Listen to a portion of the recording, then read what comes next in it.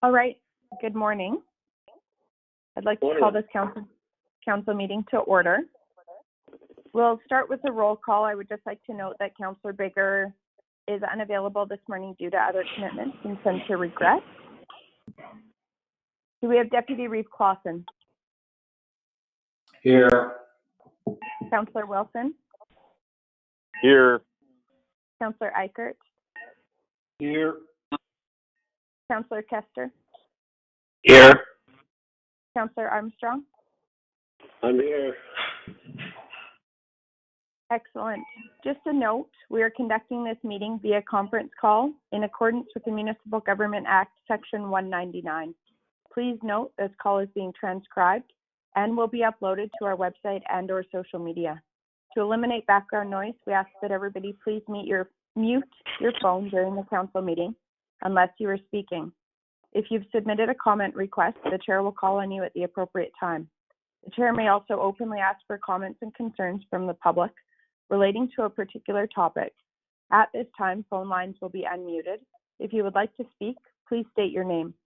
We ask that only one member of the public speak at a time. All persons will be allotted the regularly allotted time of 10 minutes as per our procedural bylaw. Everyone has a right to be present at council meetings and council committee meetings.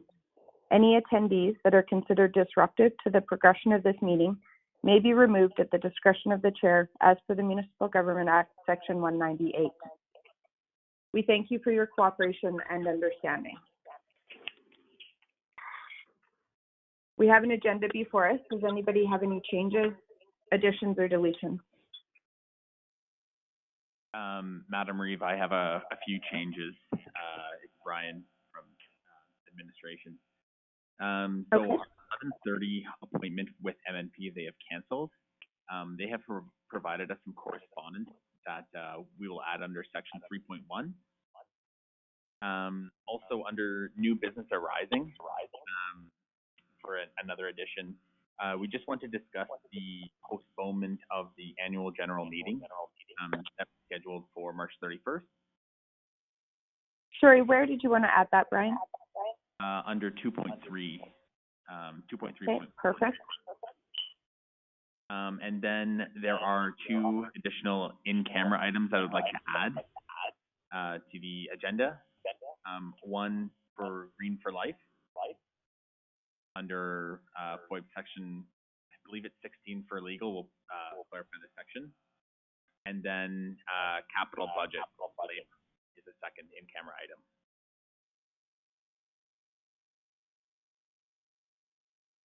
And those are all the additions that administration has.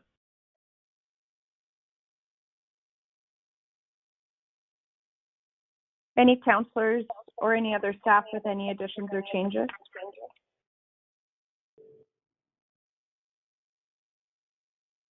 I have two changes. Just the addition under 2.17, we'll do first reading and scheduling of a public hearing. And then a closed session matter, deferral and payment of utilities and taxes, or sorry, payment penalties.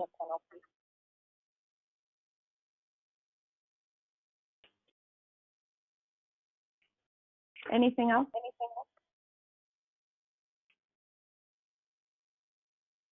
A motion to Ben approve the Armstrong, agenda. I'll move the agenda as amended. Thank you, Councillor Armstrong. We're going to be doing voting a little bit differently today. Because it's a teleconference, I will be calling for any councillor who is opposed to the motion. So I will call for the vote. Is anybody opposed?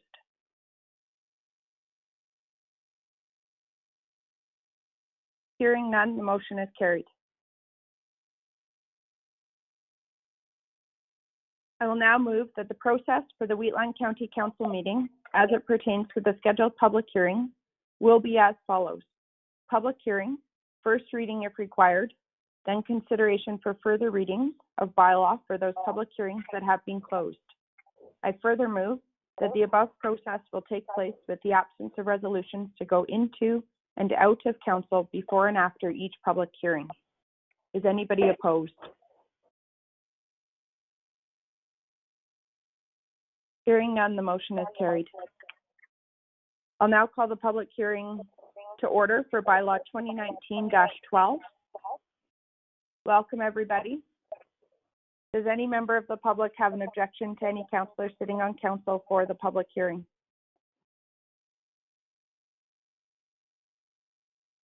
Can administration please verify that notice of the public hearing was circulated in accordance with the Municipal Government Act? Yes, Madam Reeve and Council, it has. And are there any written submissions? Through the Reeve to Council, we did not receive any written submissions.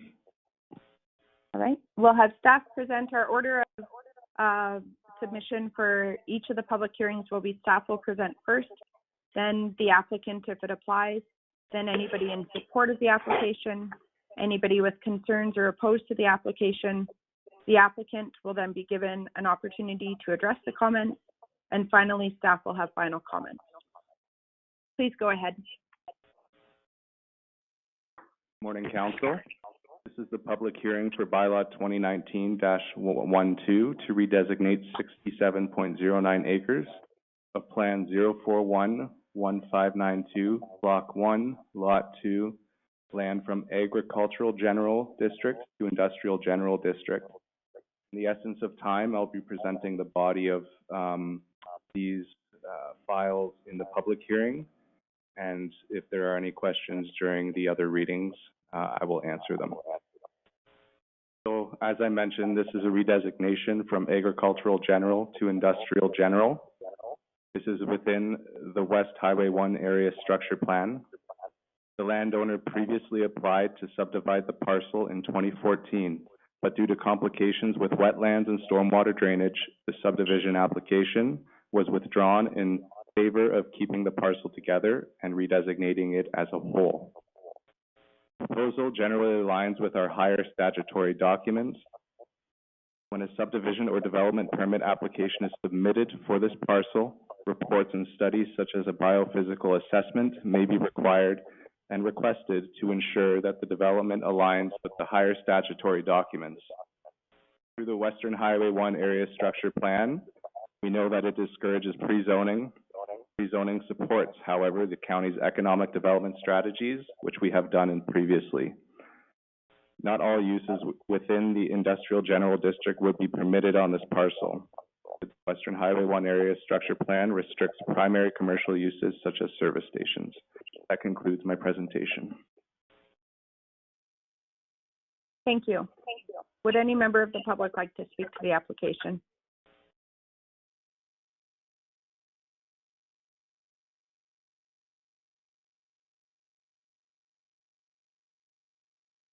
Any final comments?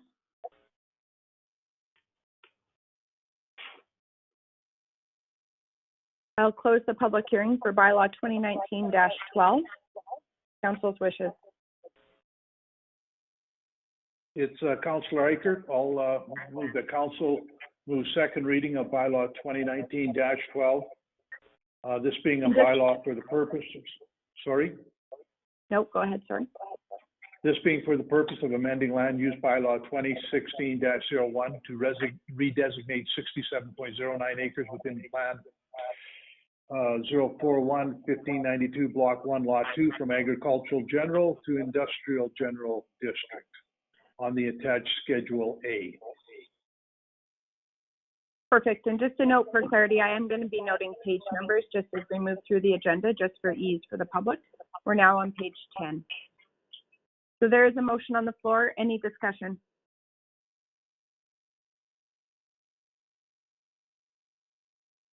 Is any councillor opposed?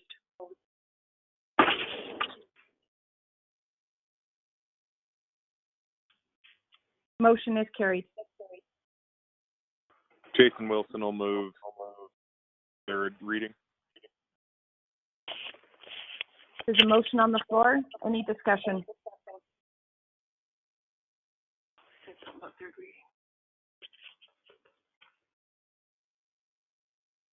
Is any councillor opposed? Not hearing any, the motion is carried. I will open the public hearing for bylaw 2020-01. We're on page 22.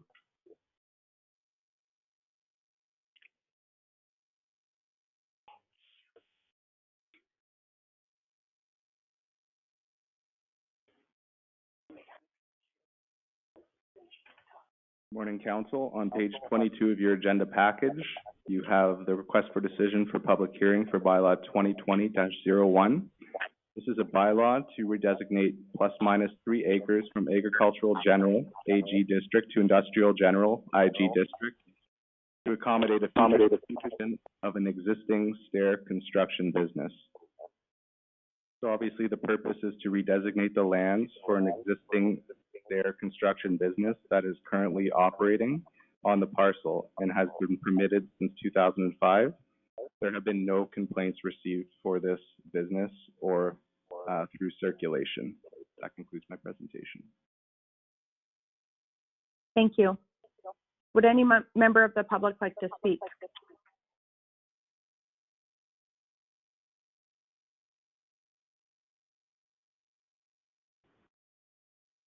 Any final comments?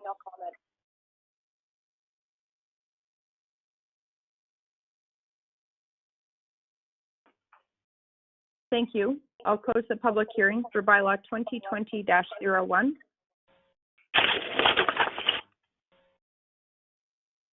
Wilson will we'll move second reading.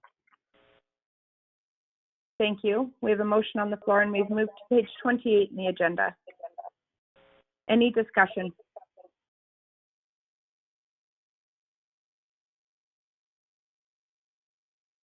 Is any councillor opposed to the motion? Motion is carried. I'll move, Baker, Ben I'll move Armstrong, I'll third. move third and final reading. Sorry, I heard Councillor Armstrong and somebody else. Was there a comment?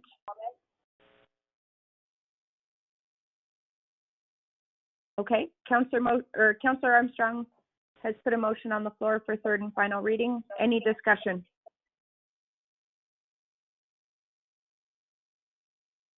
Is any councillor opposed? Motion is carried. I will open the public hearing for bylaw 2020-04 and we'll move to page 38 in the agenda.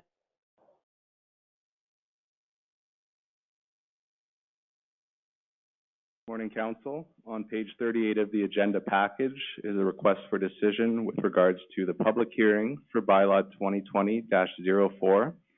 This being a bylaw to amend the land use bylaw existing of 2016-01 to update highway commercial, hamlet mixed use, and hamlet commercial land use districts, specific use regulations and definitions regarding cannabis stores as a use. Staff obtained feedback from county residents on the regulation of cannabis sales within the county. As council is aware, an online survey was posted on the county's website from the end of October to mid-December with a focus on obtaining responses from hamlet and community members where there was already parcels designated as commercial or industrial. After our planning and priorities meeting on January the 7th, 2020 with administration and staff, where staff presented the findings from the above survey attached in the agenda package, our attached bylaw was drafted, as you can see on page 41. The proposed amendments from the land use bylaw align with our relevant policies, strategies, and objectives of the South Saskatchewan Regional Plan and our existing municipal development plan. By minimizing the number of regulations in the proposed cannabis stores section of our land use bylaw, the risk of contravening the federal and provincial legislation is minimal. That concludes my presentation. Thank you. And I should have asked prior to your presentation, but does any member of the public have an objection to any councillor sitting on council for this public hearing? And can you please verify that notice of the public hearing was circulated in accordance with the MGA? That's correct. And were there any written submissions? We received none as of recently. The feedback in the surveys is our public results for council's consideration. Excellent, thank you. Does any member of the public wish to speak?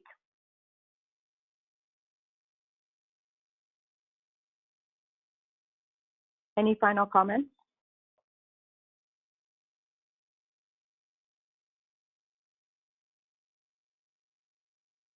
I'll close the public hearing for bylaw 2020-04. And we'll move to page 45, council's wishes. Jason will move second reading of bylaw 2020-04. Councillor Wilson has moved second reading. Any discussion?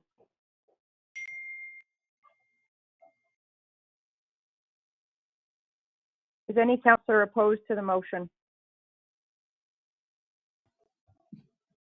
Hearing none, motion is carried. I'll move third reading. Scott Clausen. Deputy Reeve Clausen has moved third and final reading. Any discussion?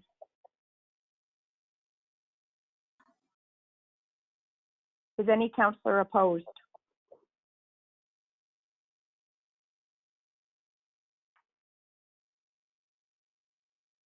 Hearing none, the motion is carried. I will now open the public hearing for bylaw 2019-33. Does any member of the public have an objection to any councillor sitting on council for the public hearing?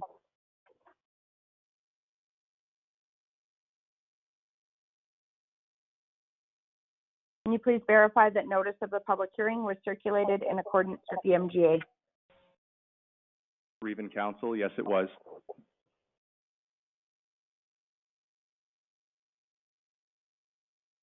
And were there any written submissions? Through the Reeve and Council for the Knee Hill IDP bylaw, there was some written submissions in which council was privy to, and we also have a presentation that was submitted prior to the meeting. Excellent. And just a note that we're now on page 55 of our agenda. Please proceed. This is for the Knee Hill IDP bylaw 2019-33. Just for some background, this is the first IDP between Knee Hill County and Wheatland County. The IDP's land use goals and objectives focus on retaining agriculture and grazing as primary land uses in the plan area, while also allowing for growth centers as identified in municipal statutory plans. The IDP's policies are high level, focusing on when to notify the other municipality of new developments and encouraging collaboration. The policies address all of the MGA required topics while allowing each municipality to retain control within their respective jurisdictions. Wheatland previously opened the public hearing on December 17th, 2019. The public hearing was tabled in order for the intermunicipal committee meeting to gather and discuss the concerns raised during the public hearing. This ICM intermunicipal committee meeting was held February the 10th, and the changes proposed by the committee have been included in the IDP and are outlined in the attached planning report for council's consideration. That concludes my presentation. Thank you. Does any member of the public wish to speak? Yes, this is Wendy and Richard Park. Good morning. Welcome. Thank you. This is interesting and fun. Do you want me to proceed? I just want to make sure everybody can hear me and I'm not shouting at you. Yeah, no, I think the sound volume is good. Does administration have any further comments? Through the Reeve, I don't have any further comments. Okay, Yeah, well, good morning, good. everyone, Reeve, council members, administration. In these challenging and uncertain times, I wish council, administration, your families, and all those listening today the best. I recognize many of you have difficult personal responsibilities to deal with. If I could ask you all to see your PowerPoint document, and if you could only move forward, Richard and I are going to work together on this, and he's going to say click when it's time to move forward. I'll just wait for a moment and make sure everybody is on the first slide.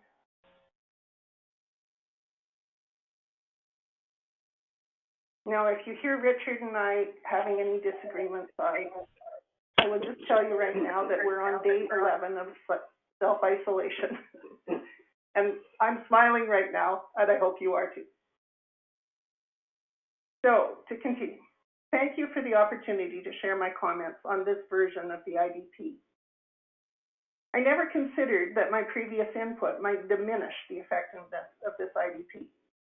Hoping for an enhanced IDP process, I made suggestions to you in good faith, and in the same spirit, I provide this feedback to you for you to consider.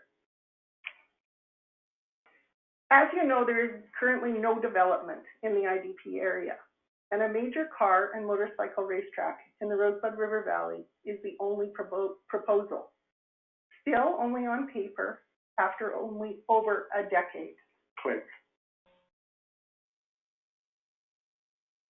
The late Hugh Ham wrote a submission to the Municipal Government Board for the 690 dispute on roads between Wheatland and Mehill counties. He describes the direct control bylaw as a blank check for development. Hugh was the lawyer who worked for our community for over 6 years. He was genuinely baffled by the process and decisions. Few of those here today were involved in decisions made 7 years ago to approve an area structure plan, as is the case for Mehill County. In spite of statutory plans and provincial land use policies promising intermunicipal cooperation, there was no collaboration between the counties. That is why I'm baffled today that the document with the goal to foster collaboration between counties suggests the best way to do that is to continue to limit opportunity for collaboration. Click. On page 29 of the new draft of the IDP,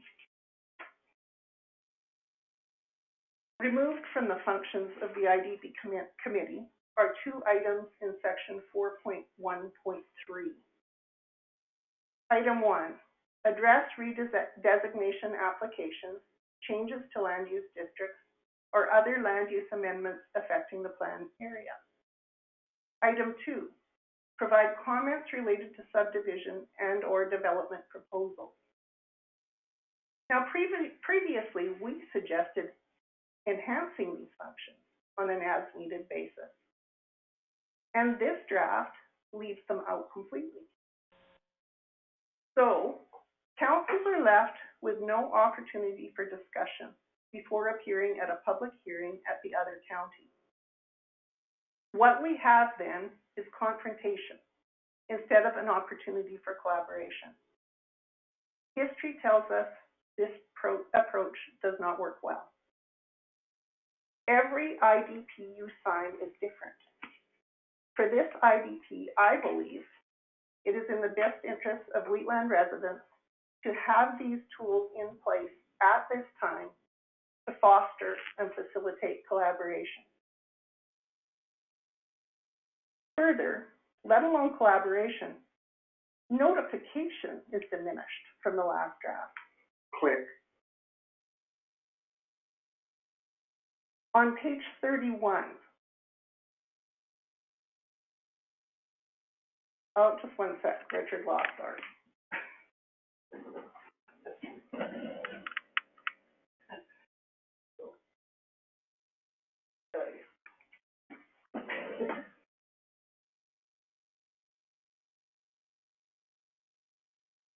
Okay, sorry about that. Okay, under subdivision and development, section 4.2.12. All subdivision applications for lands within the plan area shall be referred to the other municipality for comment prior to a decision being rendered. Previously, I suggested the words including within an ASP should be added. Please amend this for the future. The Municipal Government Act does not say applications cannot be referred. It says the approving county may choose whether to refer. For this specific IDP, referral should be a requirement. Click. Section 4.2.13. All discretionary use applications within the plan area where no AFP or ACP is in place shall be referred to the adjacent municipality for comment prior to a decision being issued. The words "where no AFP or ACP is in place" were added in this draft. This means that for the racetrack on our border, with a direct control bylaw, where every one of the uses, including racetracks, are discretionary, Wheatland County doesn't even get a notification. Please amend this to the wording of the previous draft. Click. For the future, if you leave this, it means a county only needs to hide proposed development within a vague area structure plan to limit collaboration forever. For today, this means racetrack development that would cause irreparable damage to the Rosebud River Valley proceeds not only without collaboration, but without notification. Just one example of our concerns. Racetracks are surrounded with wildlife-proof fencing. The upper racetrack impedes wheatland wildlife from accessing the river valley. The lower racetrack blocks wheatland wildlife from accessing the wetlands.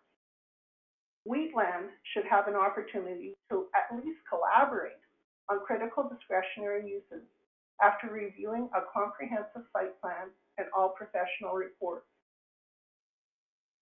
Will the comprehensive site plan and all the differences from the ASP be a complete surprise to Wheatland County? How, in all practicality, without wheatland involvement, can emergency services be provided by Nehill County at this remote location? How can Wheatland be sure users of their roads will be safe when they have not even been notified of every new discretionary use? All this leads me to simply say, if the good people on this council and in this administration reject all the recommendations made by residents at your previous meeting and instead throw away notification and collaboration, if you consider that to be in the best interest of the residents in the IDP area and Wheatland County, I can only remind you one more time. Once the shovels hit the dirt, there are no second chances. Click.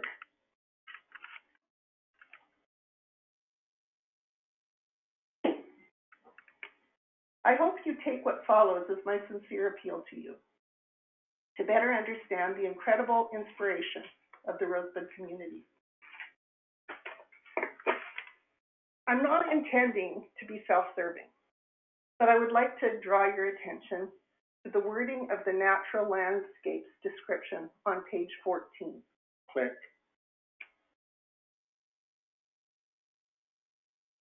Bullet 1 lists the Nature Conservancy Land Trust property at Bayman as an ecological preserve. It defines the size of the preserve as being 500 acres. Bullet 2 accurately identifies the Rosebud River Valley as environmentally significant and adds some conservation efforts exist in the area.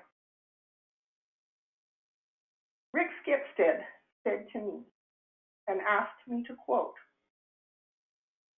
"What a slap in the face that statement is to myself, my neighbors, and our community, considering our dedication to this valley over many years of hard work."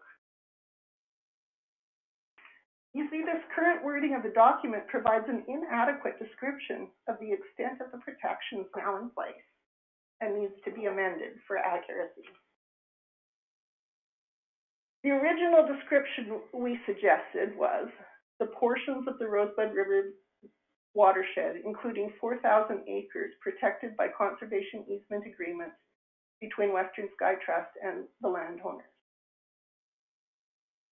This could be edited to make it short, accurate, and consistent. Click. The Rosebud River defines part of the border between the two counties. The river valley in both counties is environmentally significant. 4,000 acres of the watershed are under conservation easement agreements. Conservation efforts are ongoing in the area. This wording accurately communicates the size and scope of conservation and should replace the current some conservation efforts in the description provided. It is a clear statement of fact, and it acknowledges the cumulative significance of the achievements made by individuals and community efforts of the Rosebud area residents. Please amend this. Now I'd like to highlight some of our efforts and achievements toward conservation. We have personally invited and toured dozens of government officials through the valley, all of them convinced of the environmental value and significance of this river valley. Countless individuals from the community and beyond have spent thousands of hours reading, educating themselves, petitioning, attending meetings, and striving to help conserve these vital wetlands. We have driven thousands of miles. We have prepared hundreds upon hundreds of emails, letters, and presentations. Further, the community has spent over $500,000.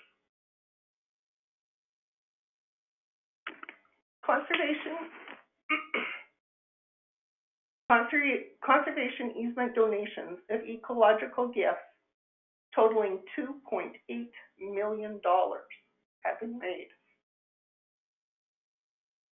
We received federal certificates of ecologically sensitive lands on all 4,000 acres, including the cultivated land.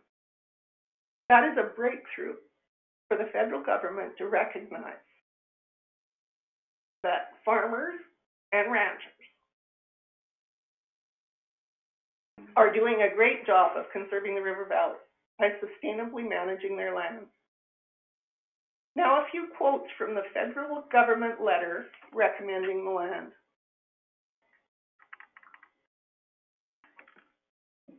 The lands provide natural buffers around environmentally sensitive areas.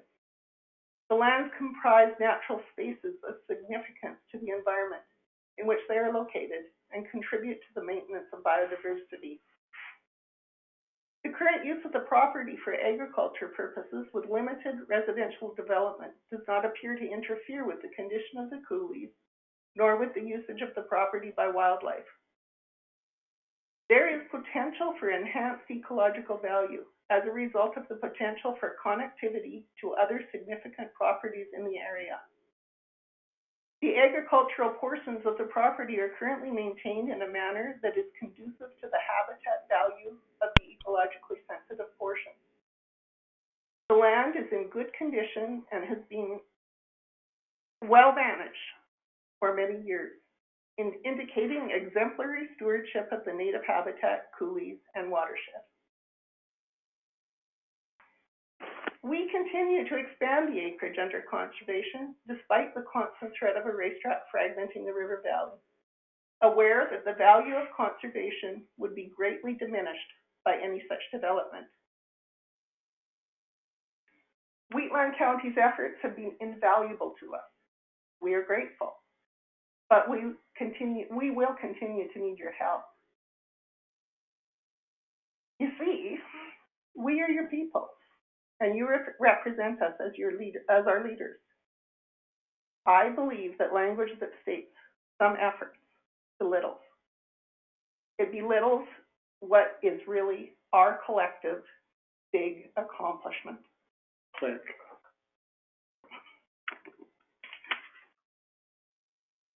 To conclude, I often tease Richard about our farm shop full of tools we rarely use. But sometimes the dusty, most rarely used tool in the top shelf saves the day. Stewardship of the Rosebud River Valley cannot be achieved by any individual or by one decision alone. Our community toolkit is limited. This IDP is one tool that for you, as our council, is your responsibility. The opportunity is yours. Click. Thank you for listening, and we're happy to answer any questions. Thank you, Mr. and Mrs. Clark. Does anybody have any questions?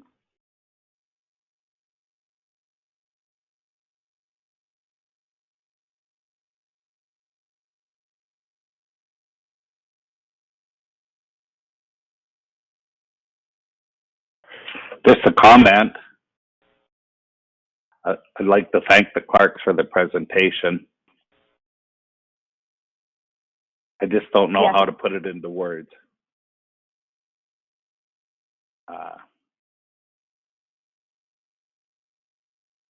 I too feel connected to this land, and I know what they're trying to do.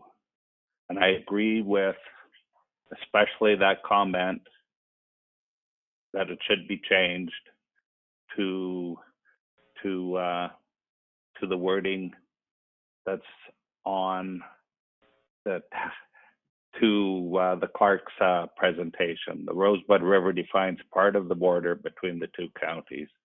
The river valley in both counties is environmentally significant. 4,000 acres of watershed are under conservation easement agreements. Conservation efforts continue in the area. I think at the very least that could be inserted. As for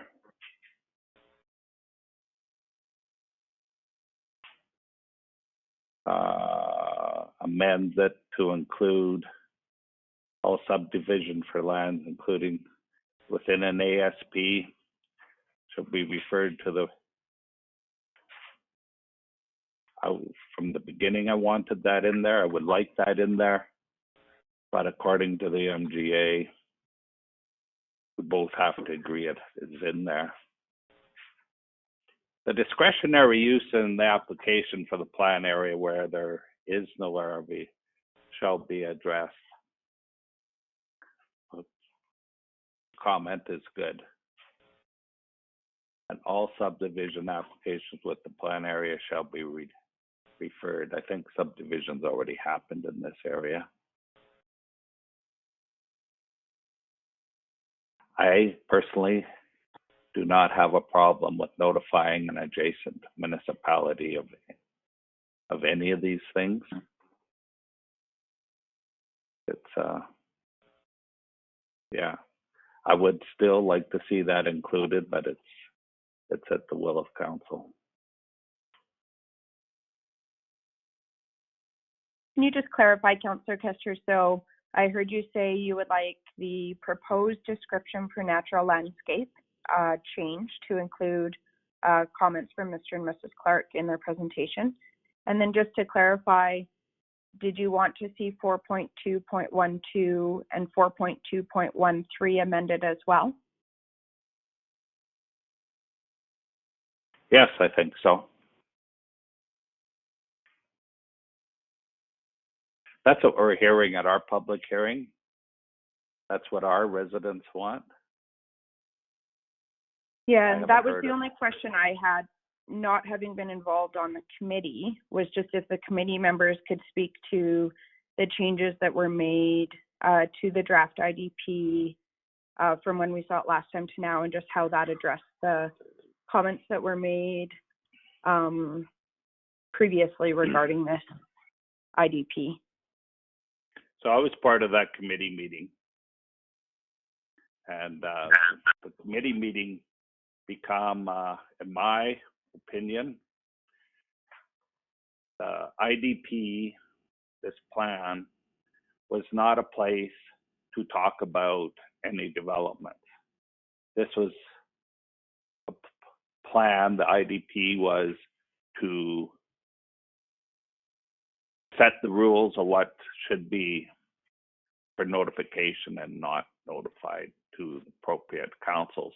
When your council's notified, we can discuss it, we can make comments, but it is still the municipality where the application is made, it is still their decision. The commenting municipality does not have any voting rights at all. They just make comments. So really nothing in that department has changed. It's just moving into the future. It would be nice to be notified of what changes are and not having to pick it up in the newspaper or when we see traffic on our roads. I don't have a problem with the notification process, but it's in the MGA, there are municipality doing the notifications. They have latitude, I should say. So I don't know, maybe staff could comment better on what I'm trying to say. I'm just having a hard time putting it into words right now.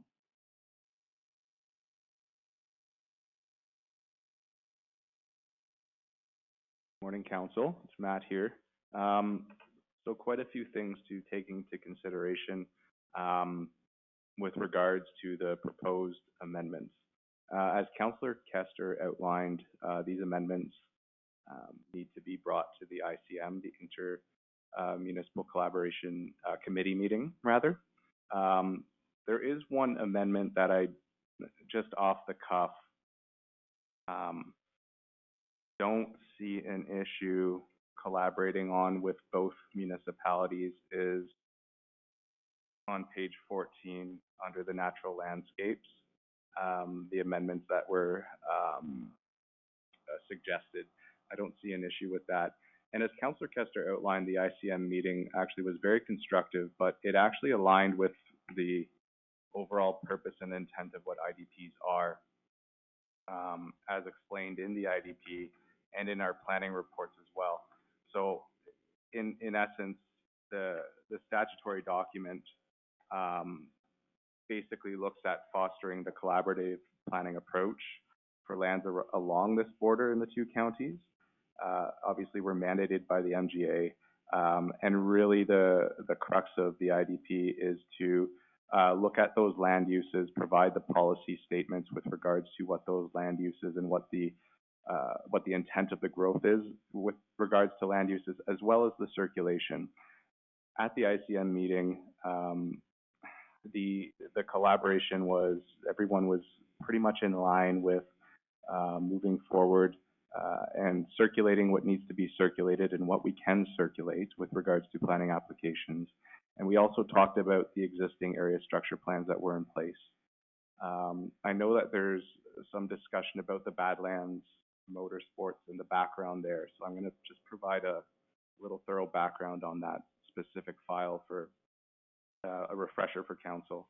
And this goes back to 2009. So just by way of background, that referral letter with regards to the Knee Hill Badlands Motorsports Corporation or what have you was sent to the county on November 19th, 2009.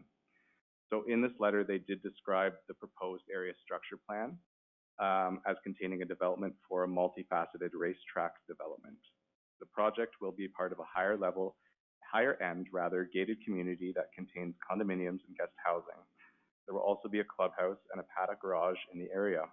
Plans include a water supply, sanitary, sewer, water, and wastewater treatment and disposal system, the stormwater management plan, electrical power, gas supply, and telephone cable. Now, there's going to obviously be access roads and parking are also addressed in that ASP.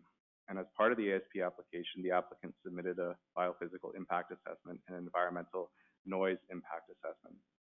So the CAO at the time of Wheatland County requested that first reading and the public hearing be postponed. So this request was granted with the additional explanations that there would be a number of issues with the ASP, including water supply and road access.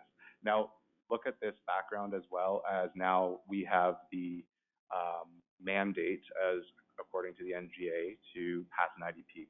So all of these policy documents in the past were then in place. So the process was already in motion.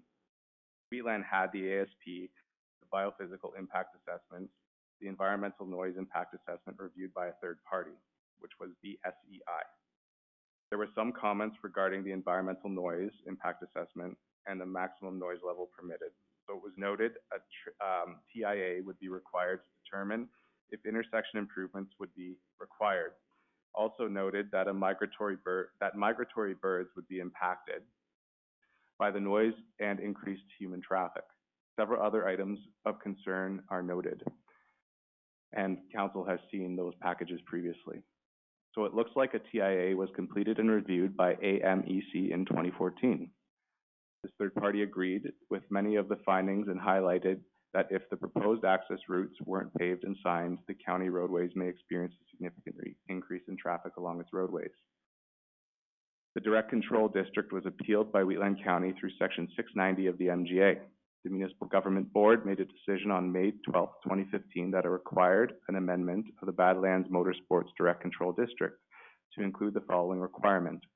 Quote, executed a development agreement with the municipality in form and substance satisfactory to the county of its sole discretion to ensure all subdivision and development of the lands conform to the principles upon which this and other pertinent bylaws are based and shall require construction or payment for the construction or a road or roads would required to give access to the subdivision or development in accordance with the May 30th, 2014 Watt Consulting Group Transportation Impact Assessment inclusive of signage and advertising.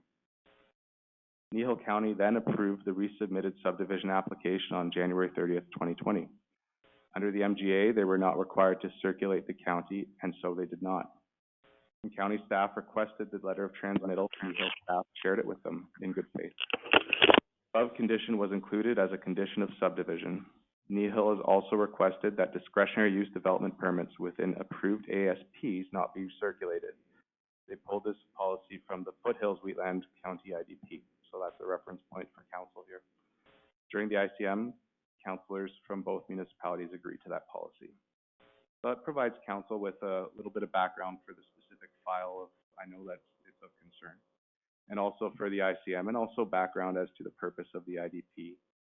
So really, there's a couple points to pull from that. Is that an IDP and is a statutory document? Our IDPs typically look at referral, look at ways that both counties do their business. As we know, municipalities do business a little differently, operating within the confines of our legislative regime. And we looked at ways to ensure that both of our municipalities, both Wheatland and Nehill, the way we operate is captured within this IDP. And fourthly, the proposed amendments, obviously, we need to take them and share them with our neighbor and come together on a discussion. And also, just for council's consideration, we do have the deadline to submit. But also for consideration is when we do submit, to get the deadline of April 1st for our IDPs, we can come back and revisit this along the way. Similar to intermunicipal collaboration frameworks, we do have the ability to meet and come together and get that passed. It's a bit of a negotiation. But I'd just like to plant that in council's ears as a seed, because we do have the ability to modify this along the way.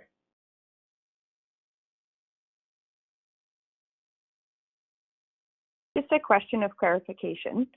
Is there anything in the MGA that would preclude the amendments? Like, I recognize that there's minimum circulation or notification requirements. Is there anything that would preclude exceeding those minimums?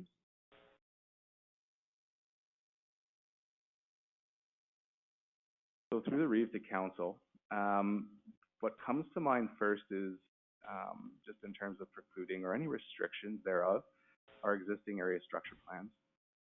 I'd have to go back and take a look at this file after our readings and see any of the suggestions that were put forth, if there are any really limiting restrictions, and get back to council and circulate that, obviously, to the clerks as well. But right off the bat, it's those existing ASPs that are limitations. As I said, that what jumps out to me right away is a simple amendment. But again, that has to be approved through ICM, is that first kind of natural landscapes item on the page escapes me, but that could be something that I think both committees would have no issue with. because obviously we do recognize, and from an administrative perspective, we do recognize the efforts that have been made in the Badlands area with regards to conservation easements and the private landowners donating and selling that land and the land use rights in the pursuit of preserving our natural and ecological values of the land in perpetuity. So we understand that. So I think, you know, both counties do get that, and that's another point that I think an amendment would be possible there. But again, Madam Reeve and Council, I would probably have to go back and look at these suggestions that have been put forth, and if there are any restrictions therein.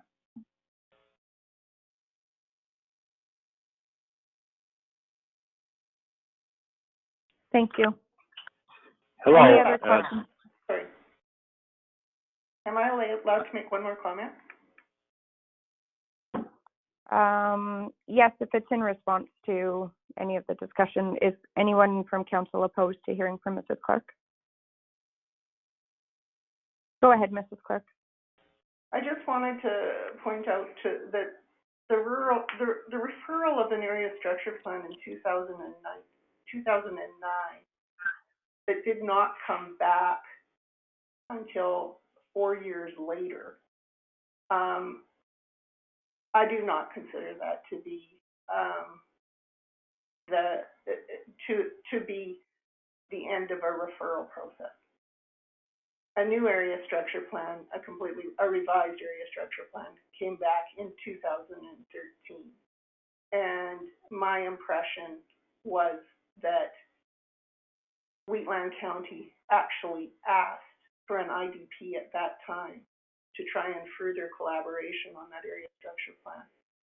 And that is my concern about this IDP, is at that time, it was considered that an IDP would help in the collaboration. I do not see at this point that this IDP will aid in that collaboration. That's all. Thank you. Thank you for those comments. Did I hear a councillor with a question or a comment? You heard me, Glenn. Oh, I couldn't make out the voice. Please go ahead, Councillor Kester.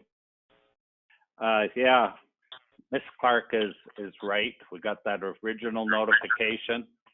4 years went by, and I know me personally, I just thought it was gone, finished. And then they come up with another area structure plan. We weren't notified or anything. And the public hearing come, and we received a copy of the area structure plan.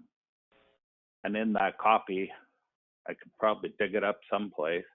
I don't know how many references in that area structure plan there are to Wheatland County, with access points, all kinds of stuff that Wheatland County was not even consulted with, is the word I'm looking for. So yeah, you're absolutely right. It's been a long thing, but it's always thrown back to the MGA. We consulted back in 2009. We don't have to do anymore. You didn't answer. You missed your time window.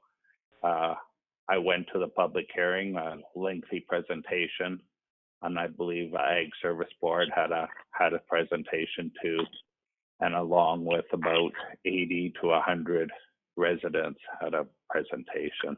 It was a lengthy public hearing, but it was passed in the form that we have now. I agree with everything Ms. Clark said, but this is a new council, and you're not aware of the history. But the IDP or this document isn't much more than what's already in the MGA. It's just the minimum. And yeah, I'm at a loss.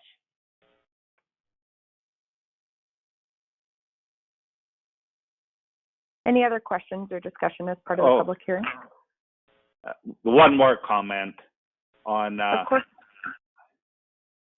On that. If we amend that natural landscape I wouldn't mind enhancing that, recognizing some of the contributions the local area landowners have made. We could even make that just a little bit more reflecting some of the comments that Mrs. Clark gave. I would think I would leave it up to how much they would like included, or if this would be sufficient for them. I don't have a problem including more, but it's their statement, and they should have the final say if they want it included or not, if that makes any sense.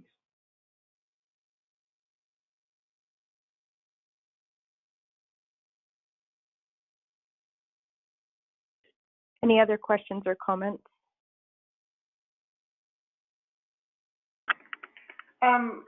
It's Wendy again.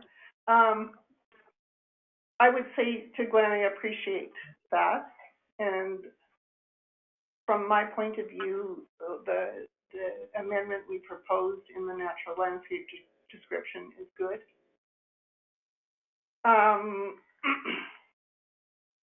What I want to say, though, is I never purposely went out to our group and directed their attention to this.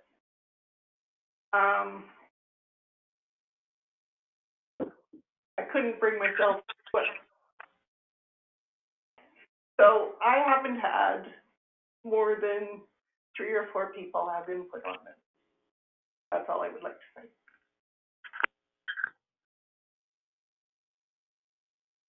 Thank you.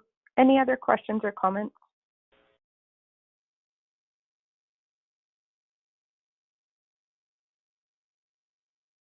I'd like to thank all those present and for those that made submissions. I'm going to close the public hearing for bylaw 2019-33 and open it up to council's wishes. Recommended resolutions are on page 59 of the council package. I would like to amend the natural landscape to include that statement on mine. It's page 9 of Ms. Clark's. To include, I'll just read it. The Rosebud River defines part of the border between the 2 counties. The river valley in both counties is environmentally significant.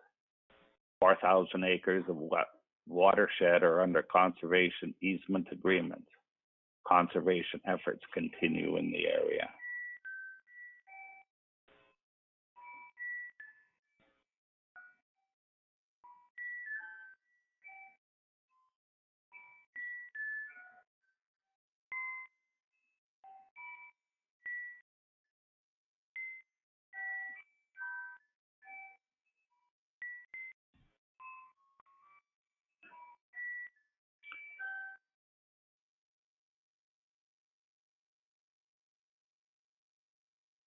Oh, sorry, I was muted, my apologies.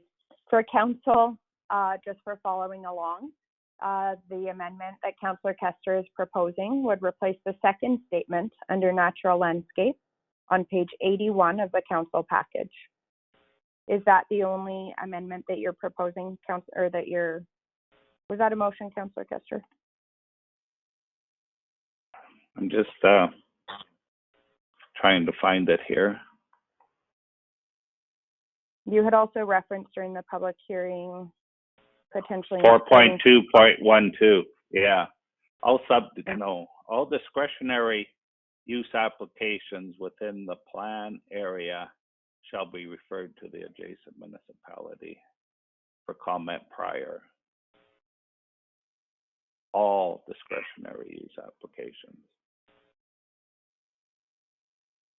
And leave 4.2.12 as is. All subdivision applications of what it's saying, that what this plan says that's in front of you today is they only have to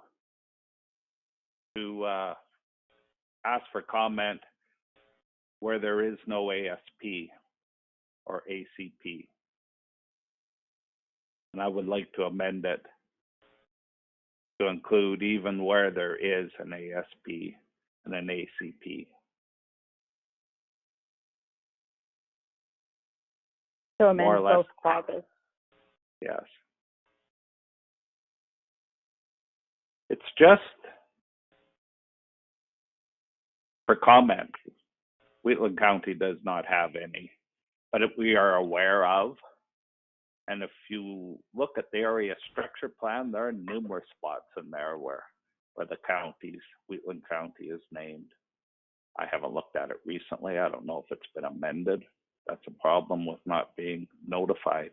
And I haven't read it, the last one. But I know the one I made comment on. Yeah.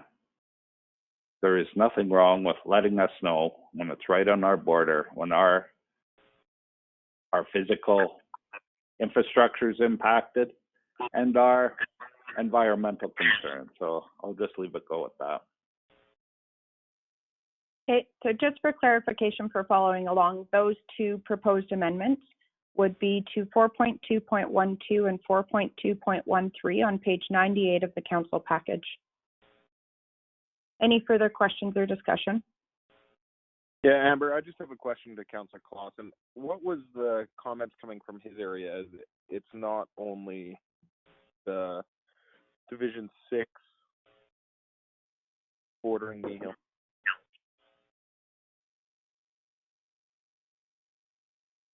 Can I say again? What were your issues, if any? Because I know it's not just Division 6 that borders Nehill. It's you as well. So I was just curious if you heard any issues about the IDP. No, other than what's already been mentioned, I've heard nothing. Could I make a comment? It's Glenn here. Of course. Division 6 borders Nehill County the entire length of Wheatland County up to, I don't know the road where then it's in Division 7. It's only Division 6 and 7 that border Nehill County, not Division 5. Yeah, that's what I thought. And Councillor Armstrong is the other councillor that sits, I believe, right? Oh, I'm sorry. On the ICM. My apologies.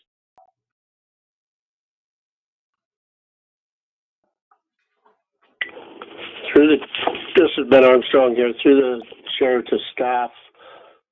Question, these IDPs that we have with the surrounding municipalities are pretty well the same. If we make a change in this one to speak to specific notification on specific things, does that impact any of the other IDPs that we have in place that are basically the same as this one for those subdivision and development clauses?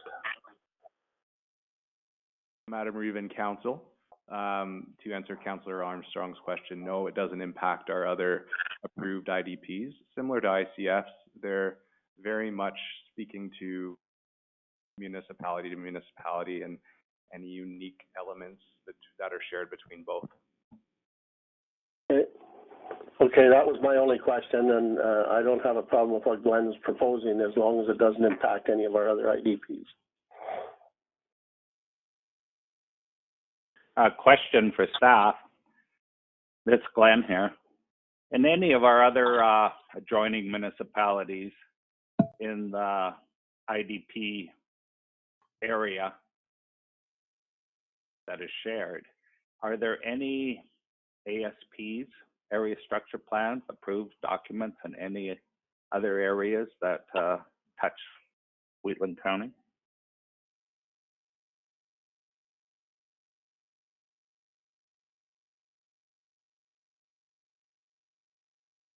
Through the Reeve, I'm just thinking to myself right now about our borders. And none come to mind, but I will have to get back to council and get staff to look that for council's information. Councillor Kester, I don't recall any on any of the ICM committees that I sit on. Does any other councillor recall any on any of the other IDPs that you've worked on in your committee work?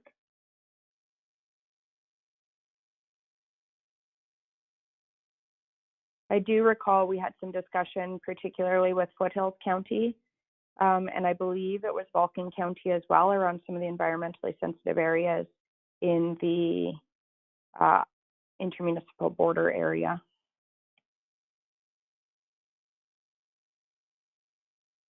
Through the chair, Ben Armstrong, is there not one on the southwest between Wheatland and Rocky View?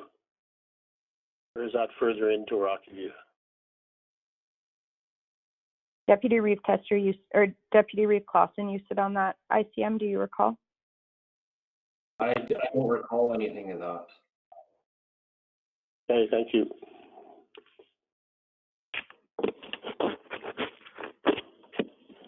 My question is, these changes, if they're made, doesn't it not have to go back to Nihil to be supported and both agreed before it becomes a document?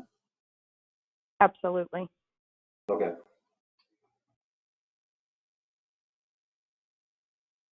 And then if no agreement is made, it goes to arbitration, or I forget the name. Mediation. Mediation, that's the word. But it has to be done according to the MGA. That's correct. Thank you.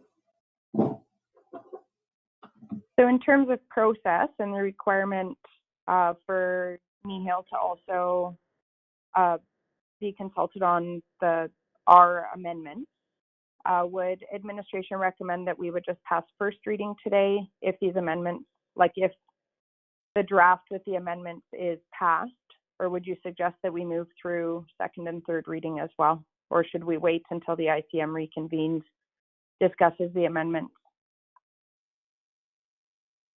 So through the Reeve to council, it can go either way. My recommendation to be safe is precisely as you put forth, Madam Reeve, is the first reading. Go through that as amended. And I just have a question for clarification for Margaret in terms of the minutes as well. So you could go first reading and then we go to the ICM again. We let municipal affairs know that we're going through a process because we have to coordinate and communicate with them in a week's time, unless we can convene the ICM within a week. Or we can go through the readings. We have an amended version. Then we get together with Nihil County. It would be likely that we would have to go through to the mediation process as per the MGA, and it's laid out in our IDP as well. So there's two avenues to take. The safest one would be first reading as the Reeve presented. And I do have just some points of clarification for our minutes. Go ahead. So first reading as amended to include 4.2.12, 4.2.13. And just to clarify, the amendments on those would read, we would be inserting a clause after plan area in 4.2.12 to including within an ASP or ACP. And in 4.2.13, we would be removing a clause where it says where no ASP or ACP is in place. And then further,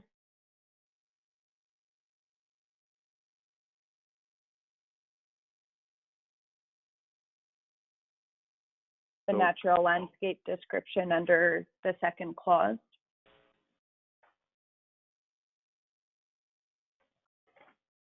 To include the verbiage that Councillor Kester read out. The Rosebud River defines part of the border between the two counties. The river valley in both counties is environmentally significant. 4,000 acres of the watershed are under conservation easement agreements.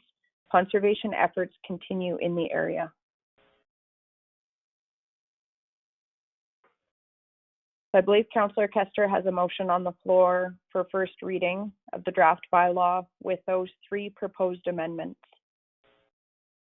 Are Through there the chair, before we vote on that, I have a question.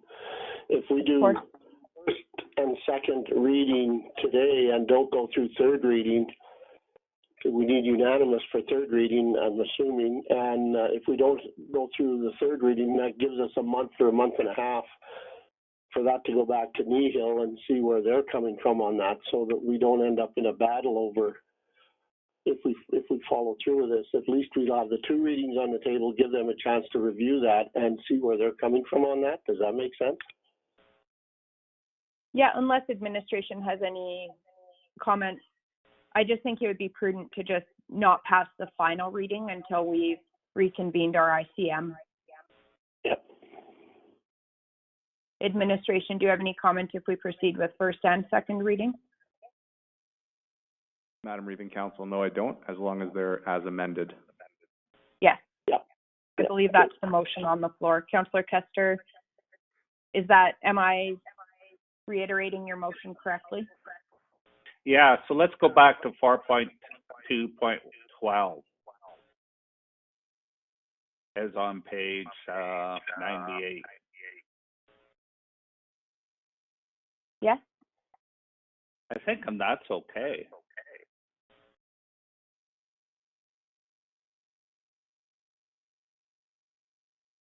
It says all lands within the planned area.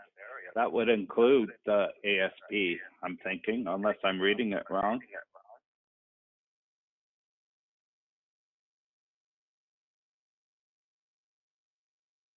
Yeah, there's no It's exclusion clause. Yeah, so 4.2.13, we just strike where no approved ASP or ACP is in place. So all discretionary use applications.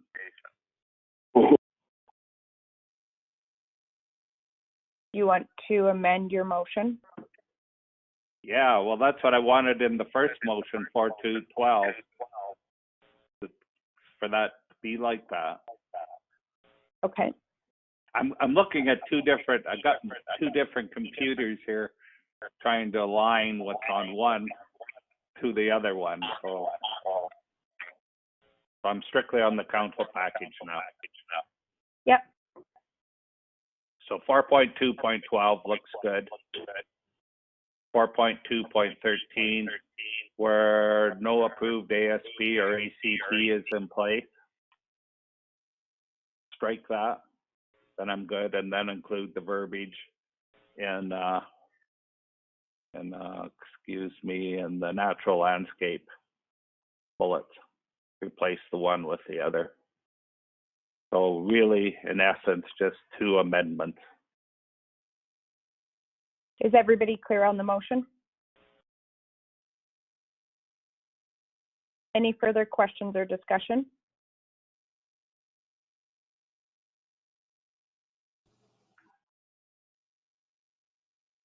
Is any councillor opposed to the motion?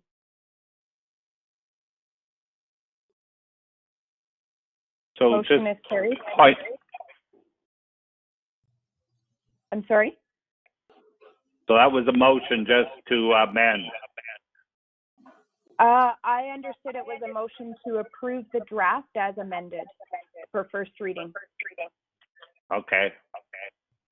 So first reading's passed then, as amended. Yes. Yes, with two amendments. Great. And Ben Armstrong here. I'll move second reading with the amendments as stated in the first reading. Thank you, Councillor Armstrong. Any questions or discussion on the motion? Madam Reeve, it's Brian from administration. I still don't believe that, I believe Councillor Armstrong put forth second reading. I still don't believe first reading has been completed yet. My understanding, and I could be wrong, my understanding was that the first motion was to move first reading of the bylaw with the proposed amendment. Yeah. If I misunderstood, we can correct that.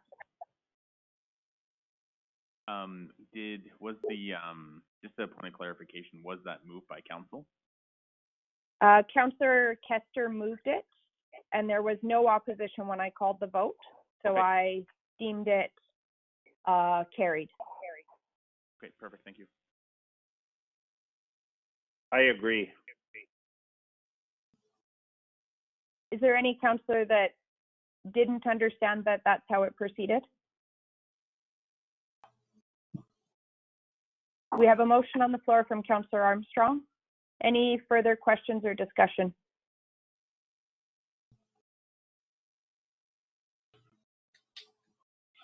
Is any councillor opposed to the motion? Hearing none, second reading as amended is carried. Do you need, Madam Chairman, do you need a motion to suspend third reading until we have some clarification on it, as it's in our package to go forward with third reading? I don't believe we need a motion. CAO Henderson, any comment? No motion is needed.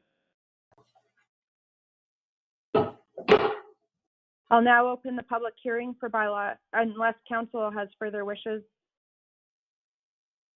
I'll open the public hearing for bylaw 2020-14, and we'll move to page 113 of the council package.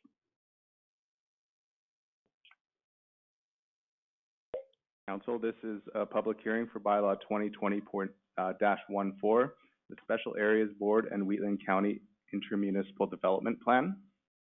Matt, if I can just quickly check, does any member of the public have objection to any councillor sitting on council for the public hearing?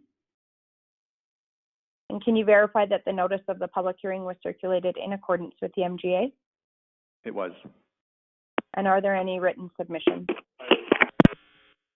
We did not receive any. Thank you. So on page 113 of your agenda package, there's the public hearing RFD for bylaw 2020-14, the Special Areas Board and Wheatland County Intermunicipal Development Plan. Municipalities, as council is aware, are no longer required to enter into an IDP if both municipalities agree they do not require one. However, as the majority of the work has been completed, staff from both Wheatland County and the special areas decided to continue the process. As council is aware, the plan encompasses approximately 22,773 acres in total. Land use goals and objectives focus on retaining agricultural and grazing industries as the primary land uses, and that non-agricultural developments should be limited in size and scale and will not result in any significant or negative impacts to agricultural lands or environmentally and historically sensitive areas. That concludes my presentation. Thank you. Does any member of the public wish to speak?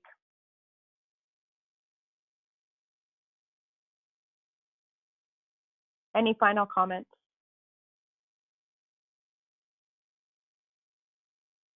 I'll close the public hearing for bylaw 2020-14. We can move to page 117 in our council package. Council's wishes. I'll move first reading. It's Councillor Eichert. Councillor Eichert has moved first reading. Any questions or discussion?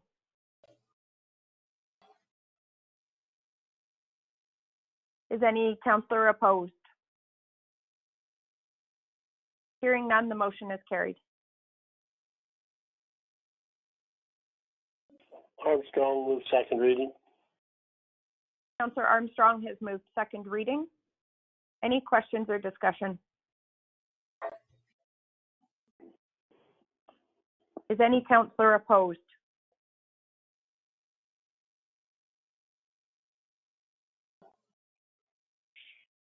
Hearing none, the motion is carried. I'll move approval to proceed with third and final reading. Councillor Wilson has moved approval to proceed with third and final reading. Is any councillor opposed? Motion is carried unanimously. I'll move third and final reading. Clausen here. Deputy Reeve Clausen has moved third and final reading. Any questions or discussion?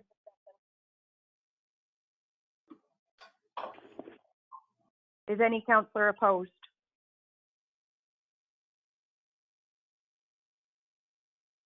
Motion is carried. I will now open the public hearing for bylaw 2019-40. Does any member of the public have an objection to any councillor sitting on council for the public hearing? And can administration verify that notice of the public hearing was circulated in accordance with the MGA? Yes, it was. Thank you. And are there any written submissions? There were no written submissions received. Thank you. Please proceed. Okay. So, good morning, council. The application you see before you is on page 165. It's the public hearing for road closure bylaw 2019-40, which is a proposal to cancel a portion of the Range Road 260 between Northwest 1924-25 and Northeast 24-24-26. So this is located just west and a little bit north of Highway 1, west of Strathmore.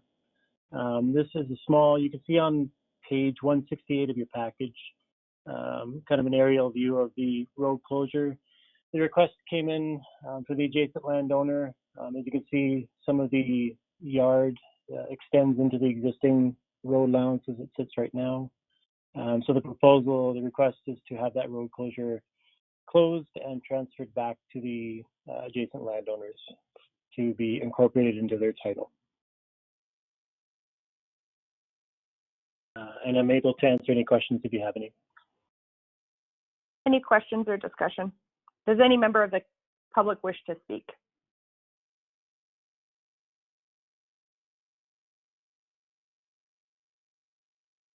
Any questions? Mike, just out of curiosity, what's the cost for staff to get this in place? So the application is $1,000 application fee for road closure. And typically we, once the road has been closed and transferred back into the county's title, we sell it back to the landowner at a reduced value based on the usability of the site. Okay, sounds good. Yep. And just for clarification, typically the application fees are set on a cost recovery basis. That's correct. Any other questions or comments? I guess one of the other conditions of selling back to the ratepayer is that it's consolidated back into title of the original title, right? They can't keep it as a individual parcel, just for information.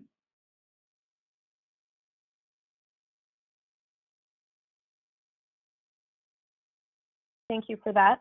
Any other questions or comments? I'll close the public hearing for bylaw 2019-40.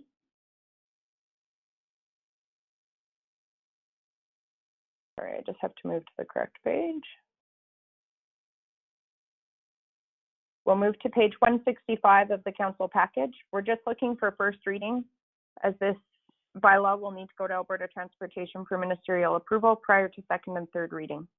Council's wishes. Sorry, through the chair. This application actually had received first reading on January 14th. Typically in road closures, we have the first reading, public hearing, and as mentioned here, it's circulated to the Minister of Transportation for approval, then brought back for second and third reading at a future meeting.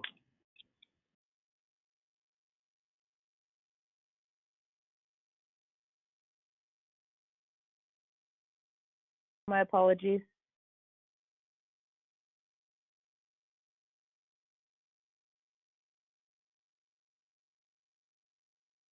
So we are looking for second and third reading. Council's wishes. We'll move second reading. No. Just a point. Oh, sorry. Clarification from administration. Yes, just a point of clarification. This portion of the council package, or our intent is just to hold the public hearing. Okay. We have some administrative work we need to carry out with Alberta Transportation prior to second and third reading. So our intent today was just to have the public hearing and close the public hearing after. My apologies. So the public hearing has been closed. We will move to agenda item 2.17. We're looking at first reading for bylaw 2020-16 and scheduling of the public hearing. We're on page 170 of our council package. That's correct. Thanks, Madam Chair. I'll just highlight a few things here. This is for road closure of a portion of road down west and a little bit north of Carsland. It's for a small portion adjoining the rail line. And this first reading, if passed today, will schedule a public hearing for May 5th.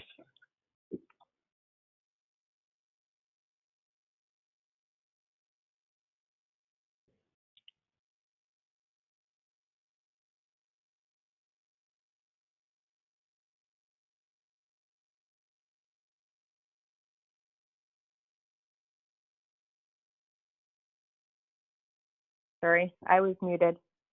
Council's wishes, looking for a motion for first reading if there's no questions. Questions and discussion first, if that's council's wishes. I'll move the recommendation. Councillor Wilson has moved first reading for bylaw 2020-16. Any discussion?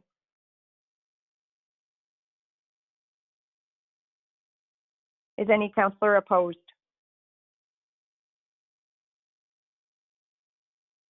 Hearing none, motion is carried. We'd also like a second motion for scheduling of a public hearing on May 5th. Armstrong moves. Councillor Armstrong has moved the public hearing scheduled for May 5th. Any discussion?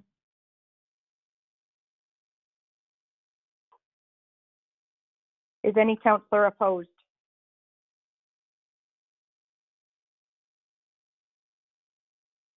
Hearing none, motion is carried.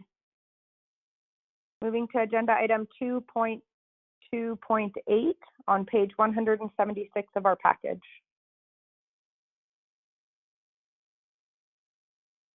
On page 176 of your agenda package is an RFD for redesignation from industrial general to highway commercial. So this file has been part of actually a longer process. The applicant applied to amend the Western Highway 1 area structure plan to allow primary commercial uses within the Origin Business Park, which was formerly Wheatland Industrial Park, which was approved in August of 2019. The applicant was issued a development permit for a, quote, vacant light industrial warehouse in October 2019 in order to commence construction on the building. If this redesignation is approved, the applicant intends to apply for a new development permit to change the use of the vacant light industrial warehouse to a service station with 2 drive-through fast food restaurants. Preliminary review of higher statutory documents has not highlighted any concerns. Stormwater, as we all know, within the Western Highway 1 area structure plan is an ongoing issue. There are strict requirements for parcels in the Origins Business Park to retain the majority of their stormwater runoff on the parcel, in which the applicant is aware. Circulation was conducted with external agencies and internal departments. Alberta Transportation's comments were the conditions presented for the October 2019 development permit, and the county's Public Works Department made inquiries into the stormwater.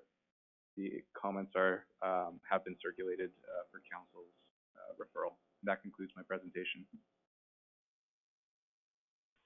Thank you. Council's wishes, we're looking for a motion for first reading and a scheduling of public hearing. Councillor Akert here. I'll move first reading.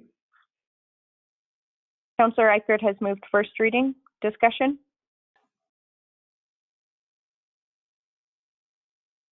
Is any councillor opposed?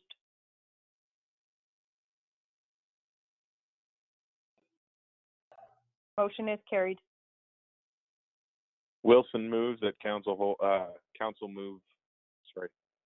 Wilson moves that council holds a public hearing for bylaw 2020-02 to be scheduled May 5th, 2020 at 9 a.m. at council chambers. Any discussion? Is any counselor opposed?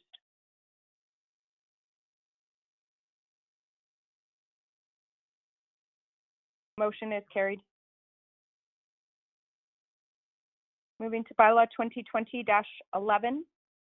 Bylaw 2020-11, agenda item 2.19 on page 184. Thank you, Madam Reeve. Madam Reeve and Council, this is an RFD for first reading of bylaw 2020-11 to redesignate plus minus 4.20 acres from agricultural general district to country residential district within the legal lot description as stated. The purpose of this application is to redesignate the amount from AG to CR district with the intent to subdivide when the parcel is redesignated. The area is to be redesignated and it contains a private dwelling that is serviced by a private well and an open discharge septic system. The balance of the parcel is undeveloped cropland and will remain agricultural general district. That concludes my presentation. Thank you. Council's wishes.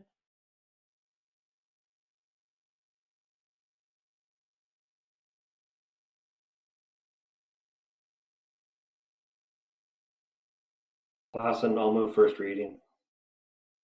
Deputy Reeve Clausen has moved first reading for bylaw 2020-11. Any discussion?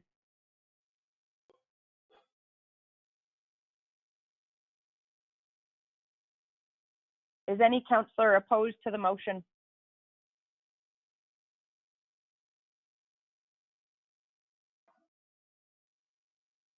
Hearing none, motion is carried. We'll move to 2.19. Oh, sorry, 2.110 on page 191. Oh, did we schedule the public hearing?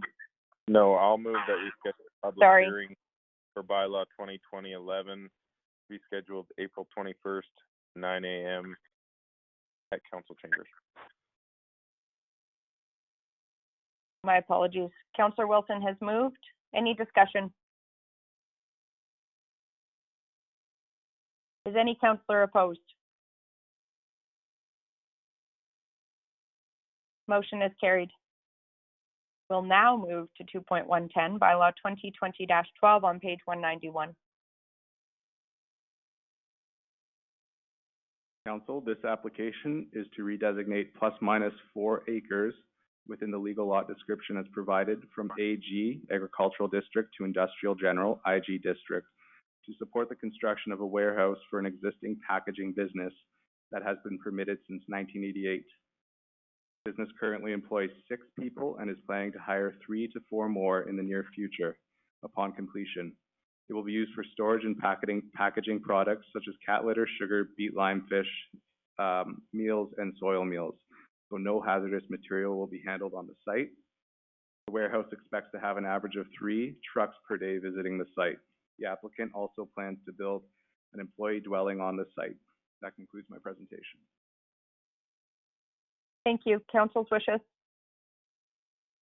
I'll move first reading. Clausen here. Deputy Reeve Clausen has moved first reading. Any discussion?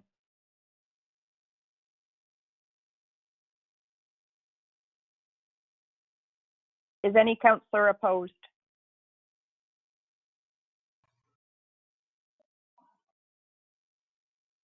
Motion is carried. Public hearing. Councillor Eichert will move that a public hearing for bylaw 2020-12 be scheduled for April 21st at 9 a.m. Councillor Eichert has moved. Any discussion? Is any councillor opposed?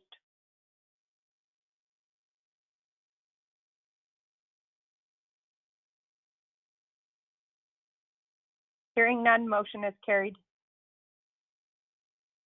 We'll move to 2.111 on page 198 of our package, bylaw 2020-13. Thank you, Madam Reeve. On page 198, there's a request for decision for the first reading of bylaw 2020-13. Before I go any further, I just want to clarify and bring to council's attention. On page 201 and page 202, you have the location plan and the site plan. There are some technical errors put forth for this package. It does not impact the resolution, but the location plan on page 201 is in fact incorrect in terms of the subject site. Please refer to page 202 for the subject site. You'll just notice some incorrect technicalities in terms of lots that were delineated here. So please refer to page 202 for your information. The purpose of this application is to redesignate plus minus 3.31 acres from A, agricultural general district to country residential within the legal lot description provided for the purposes of accommodating a future subdivision. The area is to be redesignated, and the area to be redesignated contains a private dwelling that is serviced from a private well and a private sewage disposal system. The balance of the parcel is and will remain agricultural general. Thank you. That concludes my presentation. Council's wishes. So just a question on page 202. Is that a section or is that a quarter? That would be a section, would it not? Or is this quarter split up into potentially 5 different parcels? Jason, Tom here. Yeah. Those are long 40 division. So the first two squares, the first squares, those are both 40 acres, and then the other ones are long 40s. So that first site is actually the full quarter there. Okay, so it's a full quarter. So potentially we could have 1, 2, 3, 4, 5, 6, 7, 8, 9, 10 dwellings on a parcel because we've been setting precedent with having an accessory dwelling on parcels smaller than 80 acres. So the same comment as I always have, there is potential to have a lot of houses on that, but with the location, just giving the reason why I'm going to support this and not previous ones, is that there is a paved road, and we have somewhat indicated that this 240 is a place where we want higher population because of the precedent we're setting there. Because I know around Tom's place, there's a lot of houses previously, and there's a lot of subdivisions there. So that's why I'm supporting this and not previous subdivisions or redesignation.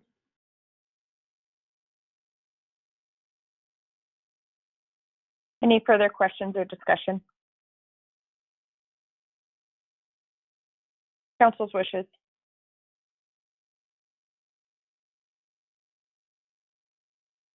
I'll move first reading. Councillor Eichert. Councillor Eichert has moved first reading. Discussion. Is any councillor opposed?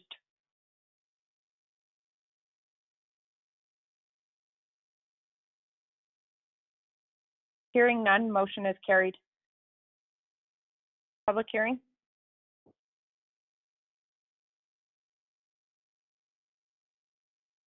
I'll move public hearing for bylaw 2020-13 be scheduled for April 21st at 9 a.m. in Wheatland County Council chambers. Thank you. Councillor Kester has moved. Any discussion?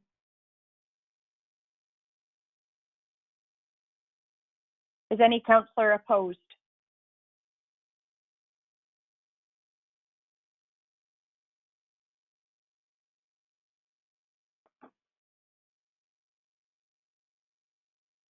Hearing none, motion is carried.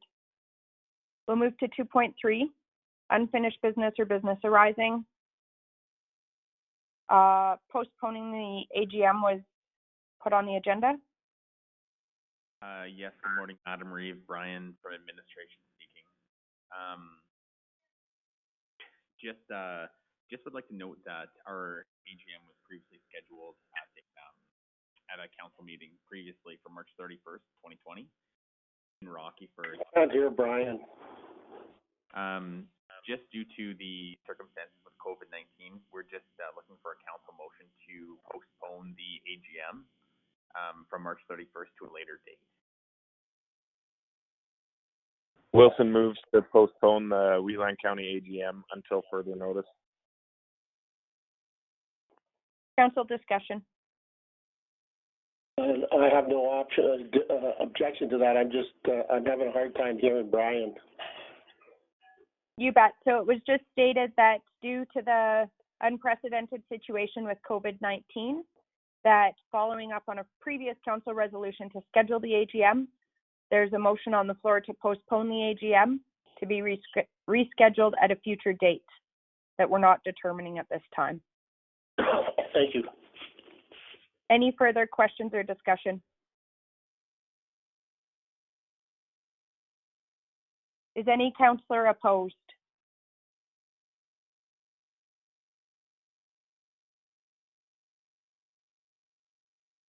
Hearing none, motion is carried. We'll move to 2.41, the intermunicipal collaboration framework between Wheatland County and the Village of Rocky Ford.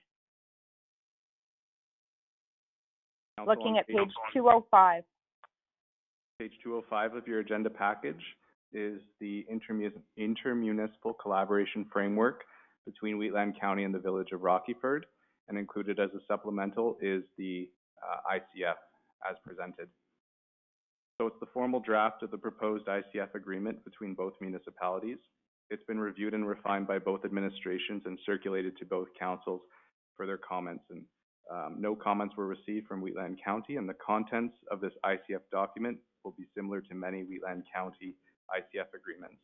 As mentioned to council previously, throughout these agreements, each looks different. They are fluid in nature, and if passed today, we do meet the April 1st deadline to submit to Municipal Affairs this ICF. That concludes my presentation. Council's wishes. Councillor Kester, I move that council approve the intermunicipal collaboration framework agreement between Wheatland County and the Village of Rockyford. Discussion.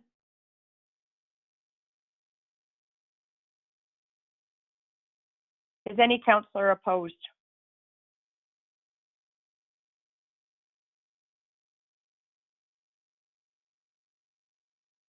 Hearing none, motion is carried. We'll move to 2.42, the intermunicipal collaboration framework between Wheatland County and the Village of Standard on page 217. Thank you, Madam Reeve. Before you is the intermunicipal collaboration framework between Wheatland County and the Village of Standard. My comments are similar in nature. This was circulated to both councils for their comments and feedback. None were received, and we will be able to meet the April 1st deadline with Municipal Affairs if approved today. Wilson moves that council approve the ICF agreement between the county and Village of Standard as presented. Councillor Wilson has moved. Any discussion?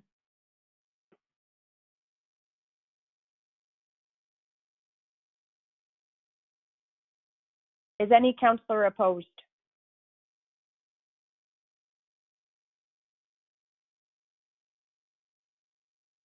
Hearing none, motion is carried.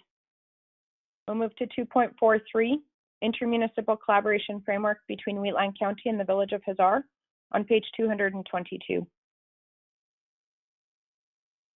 Council, before you in the agenda package is the proposed ICF between Wheatland County and the Village of Hazar. My comments remain the same. Both administrations met and circulated to their respective councils, and no comments were received. Armstrong moves the recommendation. Councillor Armstrong has moved. Any discussion?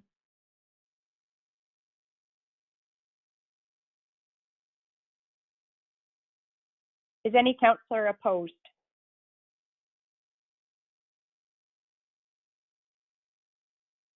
Hearing none, the motion is carried. We'll move to 2.44, intermunicipal collaboration framework between Wheatland County and the Special Areas Board on page 227 of our council package. Council, before you, you have in the supplemental package of this RFD, the Wheatland County and Special Areas Board ICF. My comments remain the same. Both administrations met and circulated to their respective councils, including the Special Area Board administration. No comments were received. Thank you. Wilson moves the recommendation. Councillor Wilson has moved. Any discussion?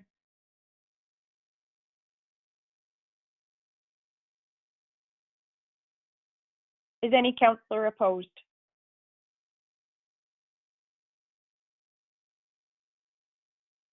Hearing none, the motion is carried. We'll move to 2.45, Intermunicipal Collaboration Framework between Wheatland County and the Town of Drumheller, on page 236 of our council package. Council, this ICF, upon approval, will conclude the ICF approvals for the Wheatland County. We circulated to both the county and the town's respective councils, and no comments were received. Armstrong moves the recommendation. Councillor Armstrong has moved. Any discussion?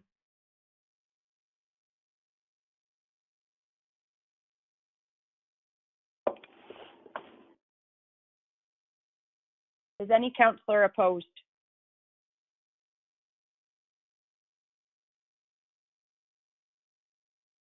Hearing none, the motion is carried. We'll move to 2.46, Hamlet Tourism Entrance Sign Policy, on page 248 of our package.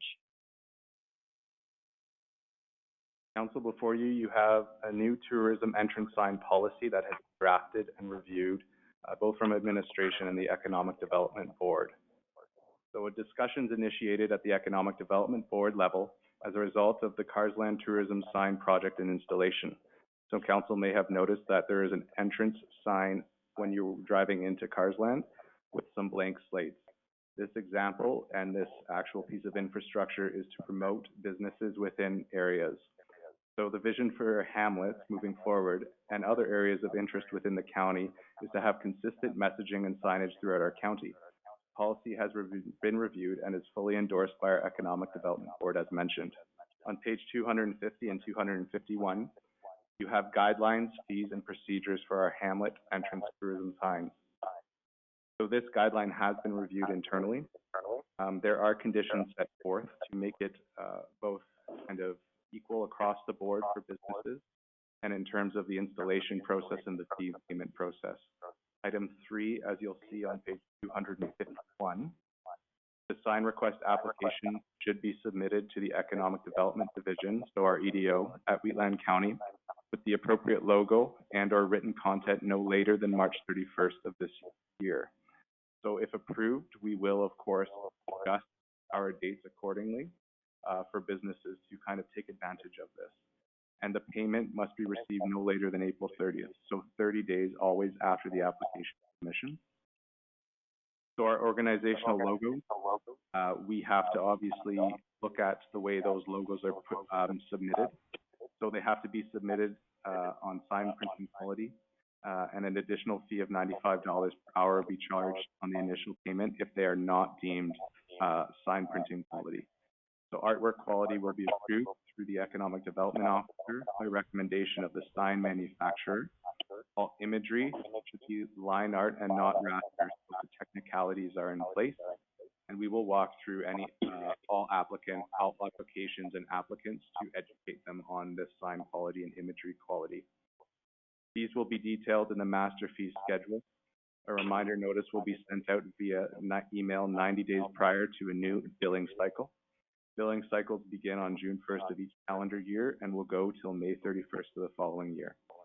So through this policy, we have really dotted our I's and crossed our T's with regards to every division and department and when everything is triggered internally in order to get businesses their sign postage up. So this first sign will be on Carsland, and we will develop a master plan for signs moving forth with regards to every hamlet and area of interest. That concludes my presentation. Thank you. Council's wishes.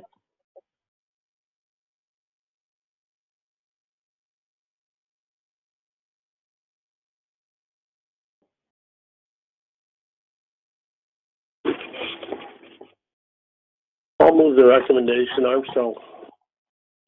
Councillor Armstrong has moved to approve the tourism entrance signs policy.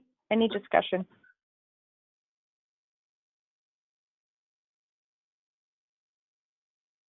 Is any councillor opposed?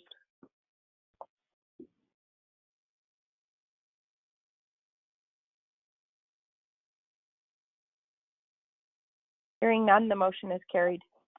We'll move to 2.47, rural address signs, on page 252 of our package.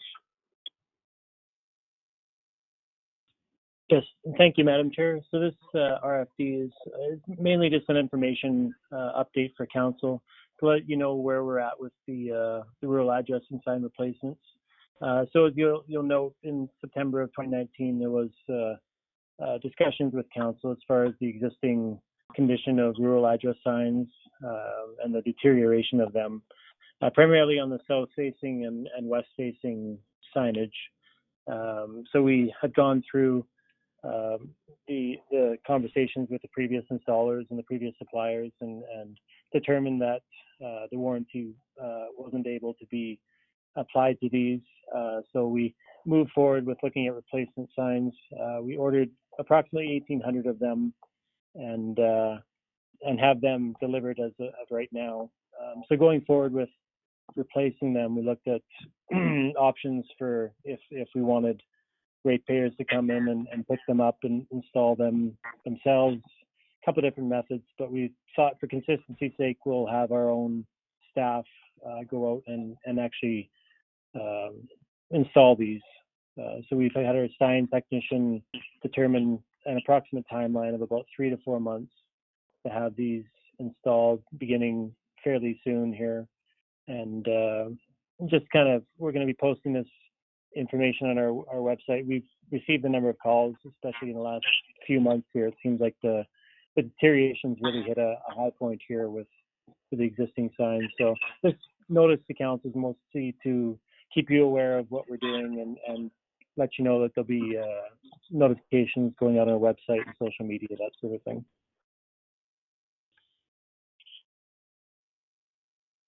Thank you for that update. A motion to accept the process for installation and ratepayer notification as information. So moved.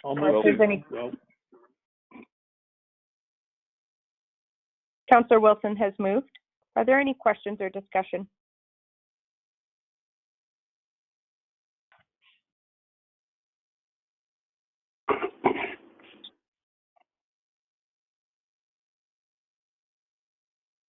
Is any councillor opposed?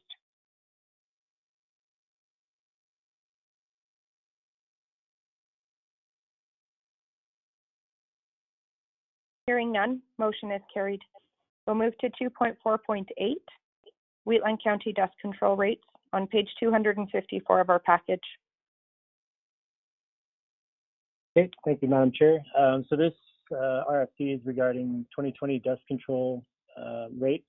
Under our policy 9.4.3, these rates are to be set in the first part of April, or by the first week of April, by council for implementation through the calendar year. So we've reached out to our suppliers and determined that the prices are not, at least in the short term, going to change significantly. So we've asked to hold the proposed rates at the 2019 rates of $1.50 per linear foot for calcium chloride, $6 per linear foot for oil dust abatement, and which was new last year, is a $3 per linear foot for reapplications of previously installed oil dust abatement applications.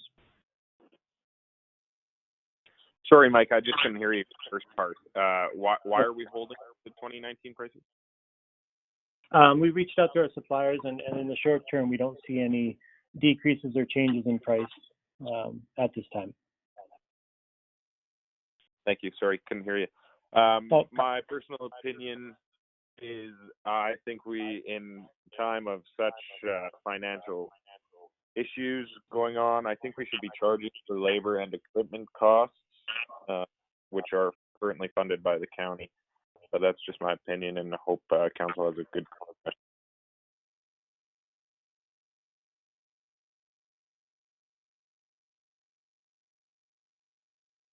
Further discussion?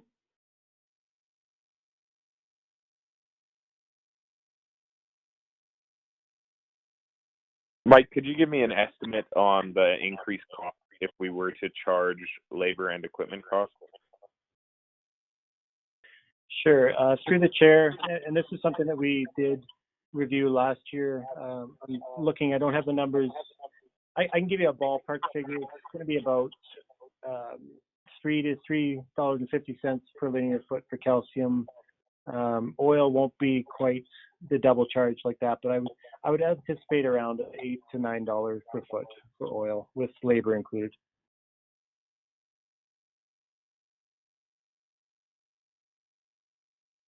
Thank you.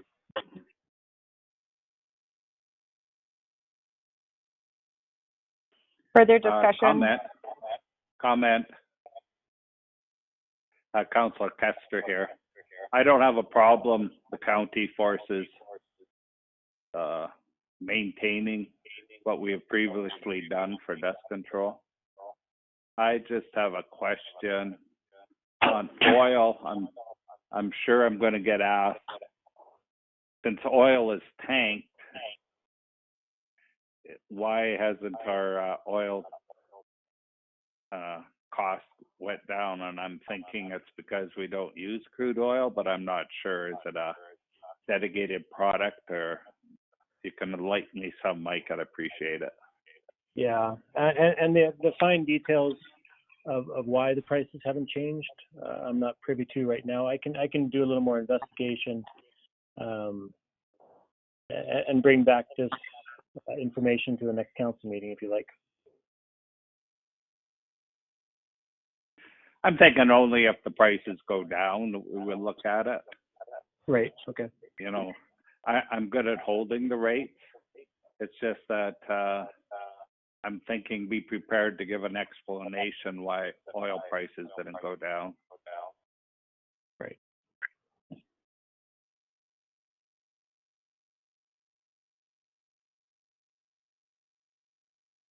Hi, Clausen here. I'm going to hold this as well right now. Increasing things right at the moment, I don't feel as good. Yeah, Scott, I couldn't agree on that.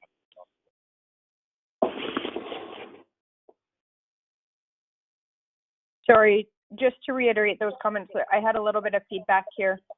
Councillor Clausen, did you say that at this time you're not in favor of raising any rates? And Councillor Wilson, did you agree with that? That's no, correct. I couldn't at all. I'm sorry? I couldn't hear Scott at all. Scott, did I summarize your comments appropriately? That's correct, yes.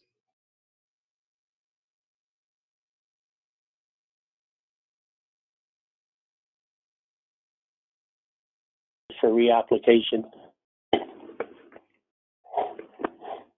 Sorry, Councillor Armstrong, I think I missed the beginning of your comment. I just heard reapplication. Yeah, I'll move the recommendation. Councillor Armstrong has moved the recommendation to set the proposed rates at $1.50 per linear foot for calcium chloride, $6 per linear foot for oil dust abatement, and $3 per linear foot for reapplications of previously oiled dust abatement. Council discussion. I won't be supporting the motion as I believe in cost recovery on labor and equipment. Thank you for that comment. Any other discussion?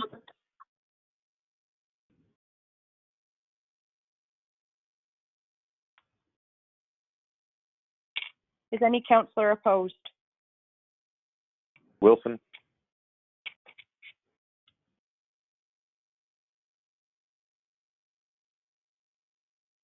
We're going to do a roll call because I heard a vote in opposition. We'll start with Deputy Reeve Clausen. Are you in favor of the motion? Yes, in favor. Councillor Wilson? Nay. Councillor Eichert? In favor. Councillor Kester? In favor. Councillor Armstrong? In favor. And I'm in favor. The motion is carried. We'll move to 2.49, Letter of Support for Gleason RCMP, page 256 of our package. Good morning, Council. It's Brian from Administration. There was a request from the Gleason RCMP detachment for a letter of support for an additional position specializing in crime reduction. We just want to fulfill that request.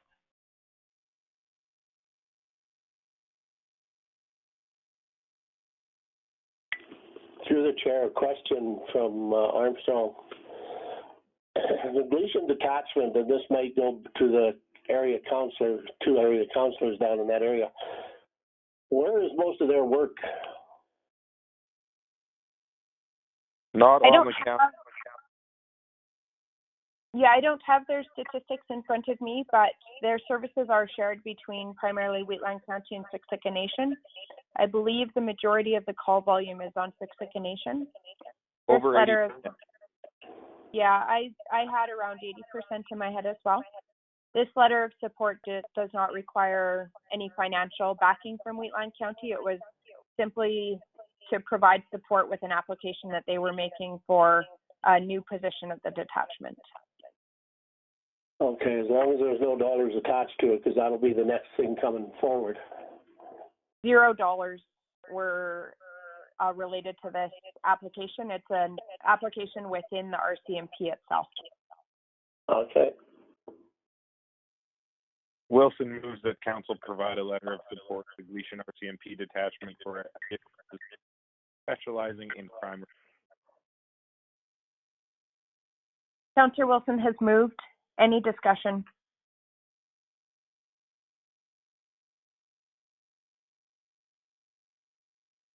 Is any councillor opposed?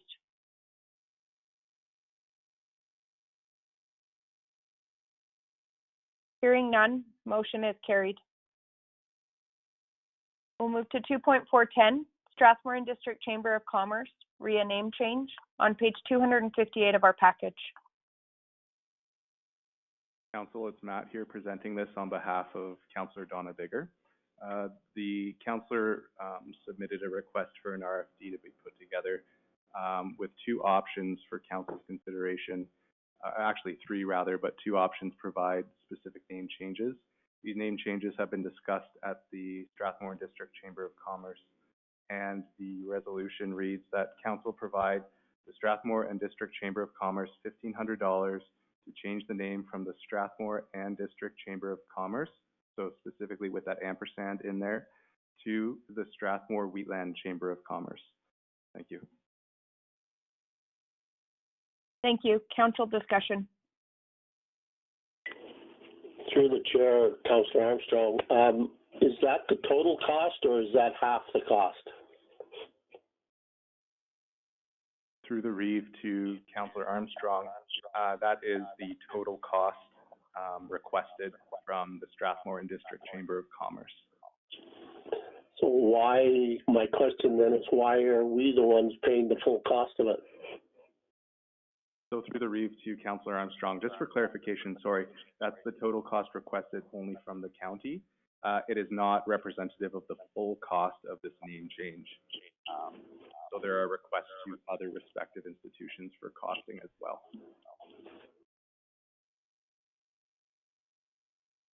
Thank you for clarifying that. Councillor Eichert here. I think I sat in on the meeting, Chamber of Commerce meeting when this was brought up, and I think it's basically just for change of signage, because the Chamber of Commerce doesn't have the money to change the name. They have no problems changing the name. They just don't have any money to do it. So this $1,500 is basically just for signage changing, and I think it's well worth it because I would really like to see more ratepayers from the Wheatland be involved in the Chamber of Commerce, because I think it's a good thing.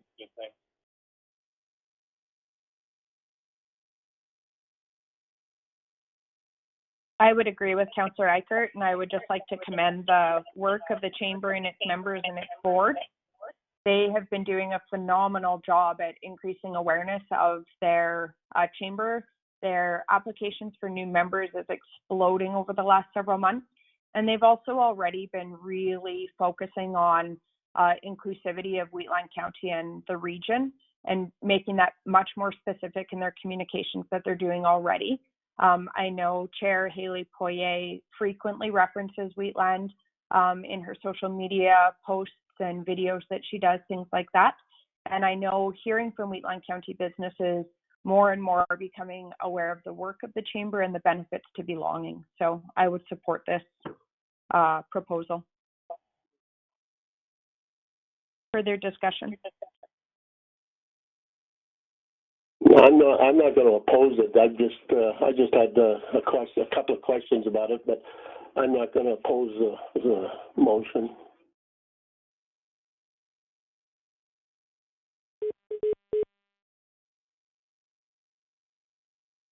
Any further discussion? Just or council wish? clarifications here. Just wanted to make sure, so there is a request going to Strathmore as well for the same amount of funding?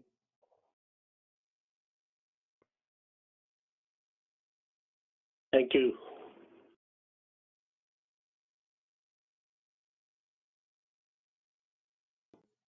Scott, Tom here. As far as I know, what we're doing, what we're asking for is just that the county provide $1,500 to the Strathmore Chamber of Commerce so that we can change it to the Strathmore Wheatland Chamber of Commerce. How much the chamber is going for the town of Strathmore, I have no idea. But I don't think it's a reciprocal thing. It's not $1,500, $1,500. Like I don't think that ask has been made. I think this ask is just strictly that if the county provides $1,500 so that we can change the signage to say Strathmore Wheatland Chamber of Commerce. That being said, I have noticed that the town of Strathmore does support the chamber both financially and in kind in different ways and on different proposals that they have put forward.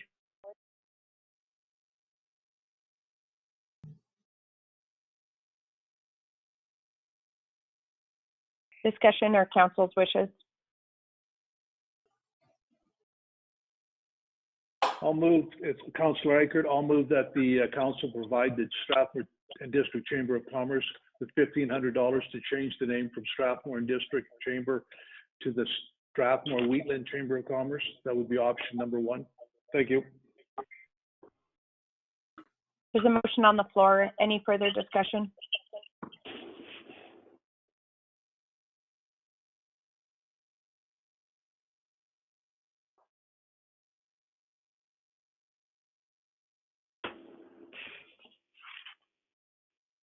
Is any councillor opposed?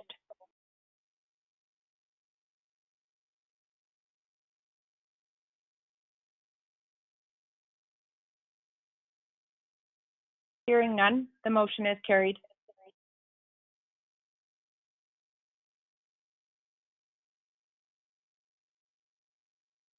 We'll move to correspondence as included in the package, with the addition of the MNP correspondence that was circulated regarding the Wheatland County 2019 Audit Service Plan report to council.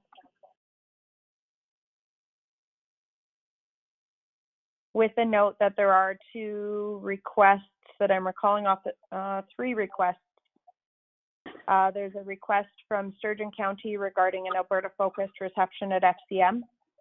There's a request from the Calgary Region Airshed Zone Society to renew our membership, and a request from Drumheller Area Health Foundation for funding.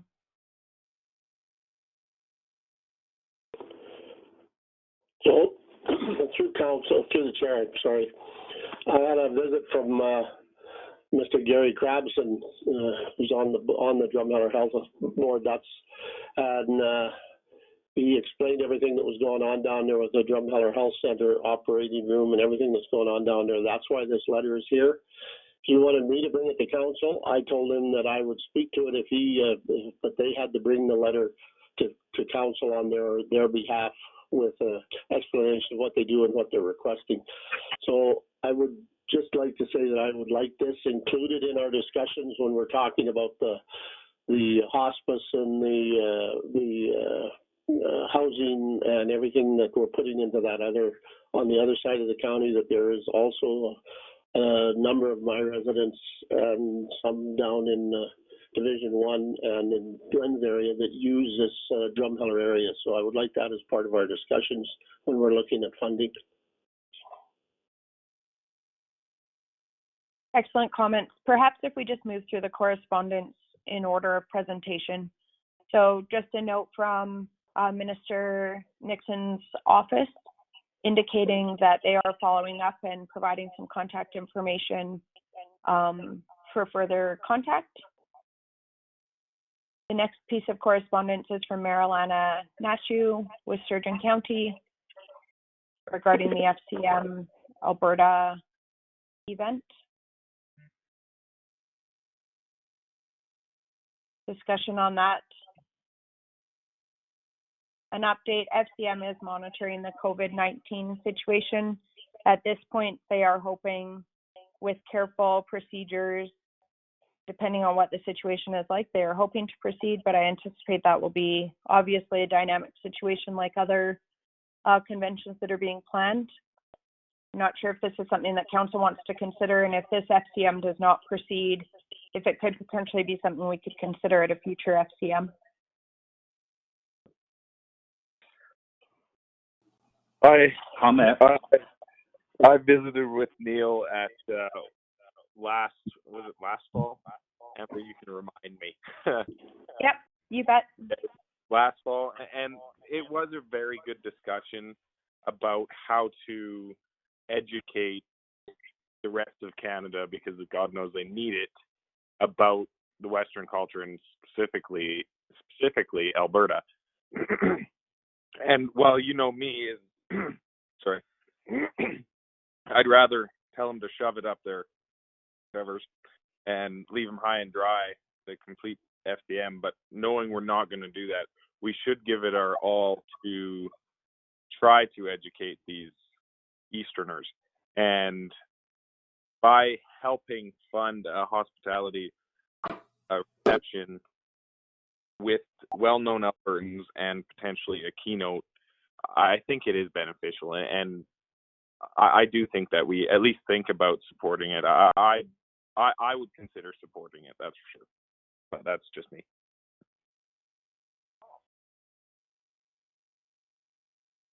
Comment.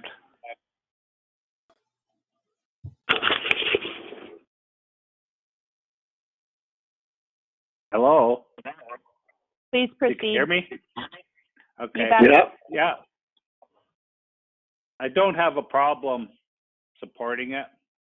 It's the timing for me. With everything not going forward, I don't think the next meeting is a good time for it because of the participation levels. I'd hate to see a bunch of planning. Pre-planning's okay, but I'm thinking it's should wait till next year. And having said that, I know they haven't canceled yet, but I don't think I can go. This thing isn't going to be over, and I have family concerns here. I just can't jeopardize the safety. So I would like to know when our last day or when we can cancel to get money back without any deductions. I'm kind of waiting for FCM, or maybe I'll just cancel anyway and let them know that people are starting to cancel, and maybe they'll move forward. I don't know of anything they can put together that would ensure our safety. You have to get there, you have to go through airports, you have to use transit, you have to get there, and my experience with FCM, if you have to keep 6 feet between everybody, they're going to take most of Toronto up. So yeah, just consider this. I can't be going to FCM. So I have been following the FCM updates, and their latest update was that they are extending the deadline for full refunds to Monday, April 20th. And then my understanding from discussion is that if they cancel, obviously full refunds will be provided. I absolutely understand your comments, and I've had some similar thoughts. It is still 2.5 months out. I've been trying to gauge, given what our government is currently forecasting based on their modeling of a peak in potentially 4 to 5 weeks, is what Premier Kenney has been saying publicly. I am fully cognizant that it could absolutely be much later than that. My plan was to wait till closer to the deadline and then to reevaluate. I know that they are meeting constantly, their board and their committee members, evaluating this situation, and that the safety of the participants is of the utmost consideration. So, and I understand what you're saying about the timing of this. I think if things have settled down and they have good participation, I would like to see an event like this. I think at any time, I think at this time it's just as relevant, particularly given, the crash that we've seen in oil and gas and our energy industry. It's even more relevant and critical that we start getting some of this messaging across.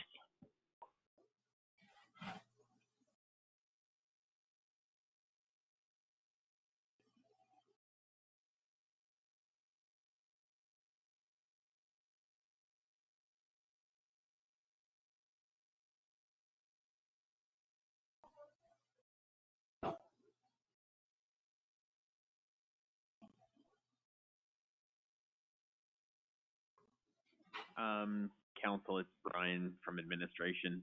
We do have some correspondence that we will send out to all of council on FCM, just kind of a PDF handout. So we'll send that out after this council meeting.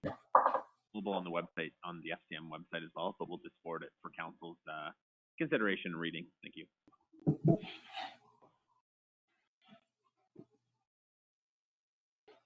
Hi, Scott here. I have a comment. Good. Yep, please go ahead. Sorry, I was buffering there for a minute. I couldn't hear.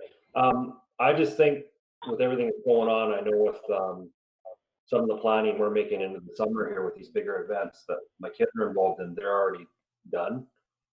And the reason they're doing it now is because it's cost savings involved is huge if you do it now versus later on. Just imagine the ramifications of people trying to get their speakers and whatnot. Like in reality, it's not going to happen. I'd rather focus our efforts at home where we need to. We're going to face huge economic impacts of this coming forward within the county. We're going to be deferring taxes. We're going to be, things like that could be coming up. So I just think we have more work here than that.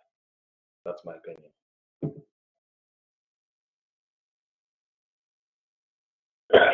Councillor Armstrong here.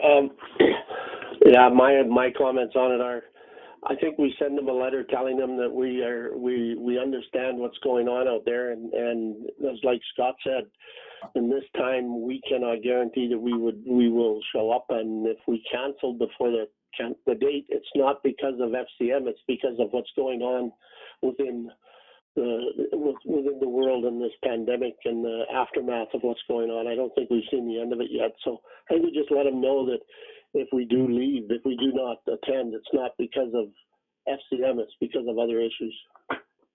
I don't think they're wondering about attendance. They're wondering if we're going to donate $10,000 to a potential reception. I think we could send a letter saying we're a little leery about sending $10,000 this year, as we don't know if there'll be a large enough participation due to COVID-19, and we're hesitant to send our own reps. So perhaps next year is a better time to do it. Yeah, no, I don't have an issue with that. Because I do want to see an event like this happen at FCM, because God knows they need something Western, because West doesn't mean anything anymore because they screwed that pooch. So I wouldn't commit to next year, but I would say we're very interested in supporting such reception in the future. Do you want to put a motion forward for a letter to such effect? Yeah, I'd move to send a letter in reply to Deputy Mayor Neil Gomu. I don't know how to say his last name. thanking him for the offer, and just due to global issues right now, we are not going to commit to fund a reception this year, as we may not even send, as the event may not even go Just on. due to uncertainty or something like that. But we would be very interested in funding an event next year, next FCM. There's a motion on the floor. Any discussion?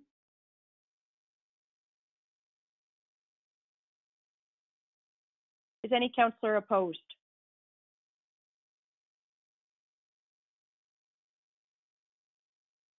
Hearing none, motion is carried. Within our correspondence, we also received a letter from CRAS, from their executive director, requesting that we reconsider our membership. No, I say no.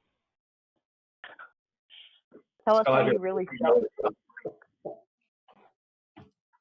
Sorry, Deputy Reeve Clausen, I had some feedback. I couldn't hear that. I think it was Deputy Reeve Clausen. Yes, I say no as well.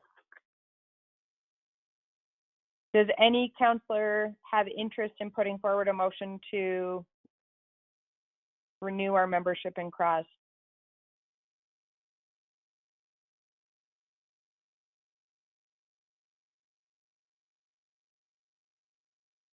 Hearing none, we will move forward to our correspondence from the Drumheller Area Health Foundation, from their executive director.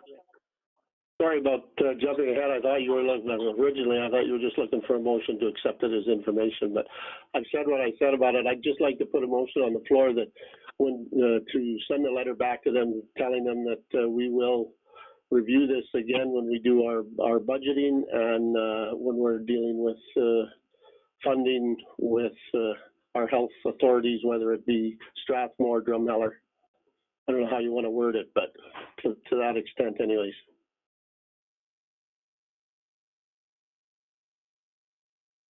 So you have a motion you're putting forward to send a letter indicating that we will review this request when we're working on our next budget? When it, in terms of what we're doing with our lodges and our hospitals and the hospice center, when we're dealing with those figures in our budget. I don't know how you want to word it, but just so that they know we will be reviewing this when it at the appropriate time. Council discussion?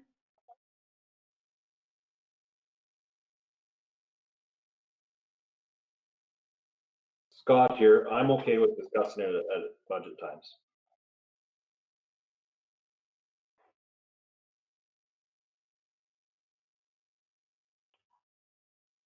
Any further discussion?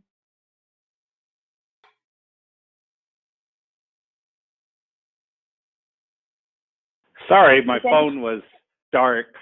I finally got the mute button off. That's why I'm trying to just leave some pauses to give everybody an opportunity to unmute and stuff. Go ahead, Councillor Kester. Okay.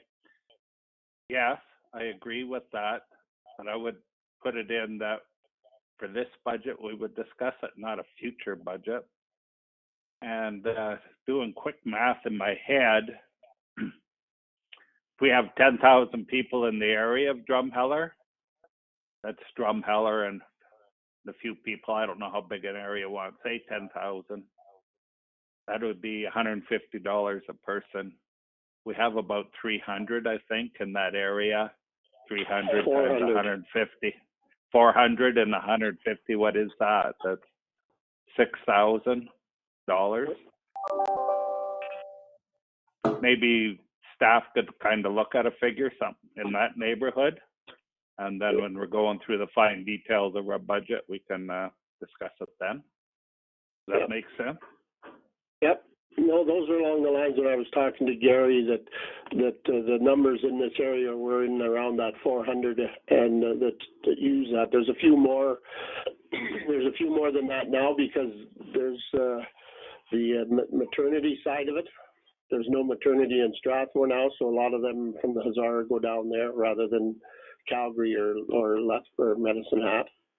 So, yeah.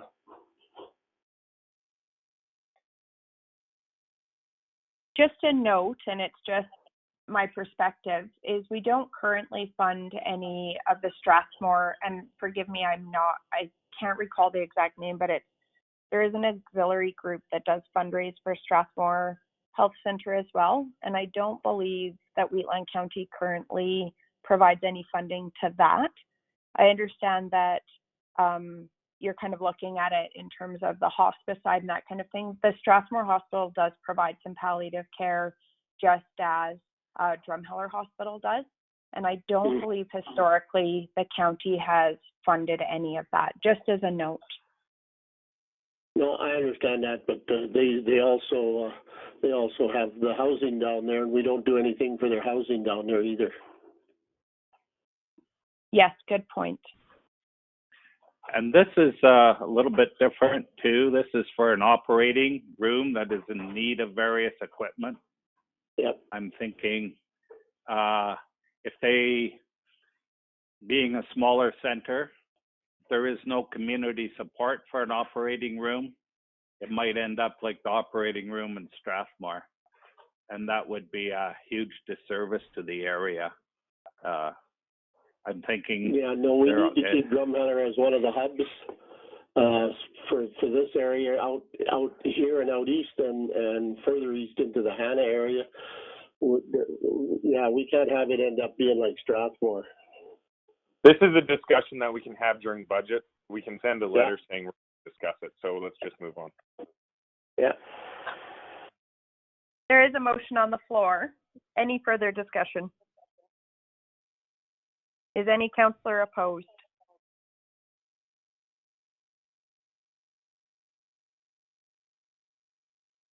Hearing none, the motion is carried. I'm also looking for a motion to accept the correspondence as presented for information. I'll move to accept as if. Councillor Wilson has moved. Any discussion?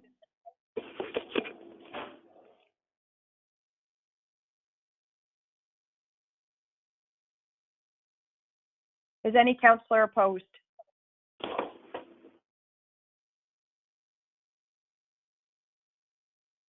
Motion is carried. I'll also just look for a separate motion for the 2019 audit service plan as circulated by MNP.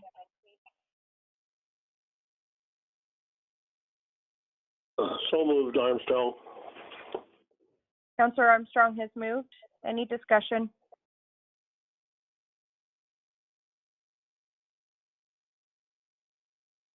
Is any councillor opposed?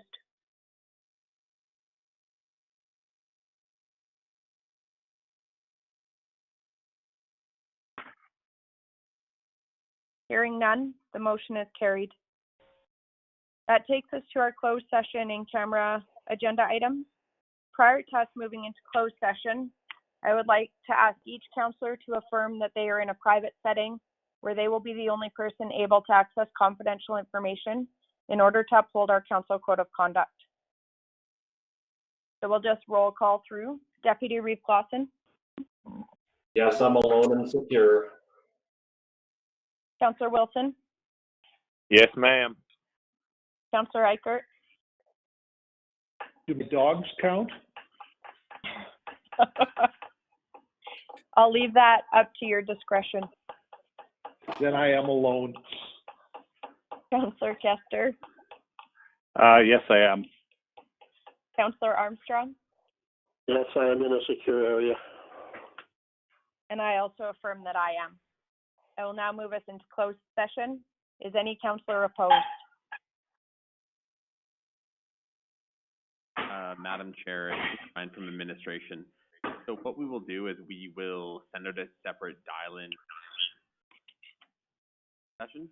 I'll forward that on right now. So from administration, their commitment, so he will not be joining us in camera. So the only ones in camera today will be Matt and I. And I out the dial-in information for the in-camera session. So we'll have to just hang up this call and go and just dial into the other number. And also just a request too, would it be possible to take a 10-minute break and then? Yes, I was going to suggest that. Okay, perfect. So maybe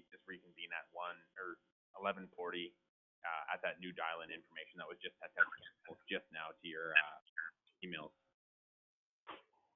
Sounds good, excellent. We'll reconvene in a closed session at 11:40. Peace out, guys. I'm going to put pants on.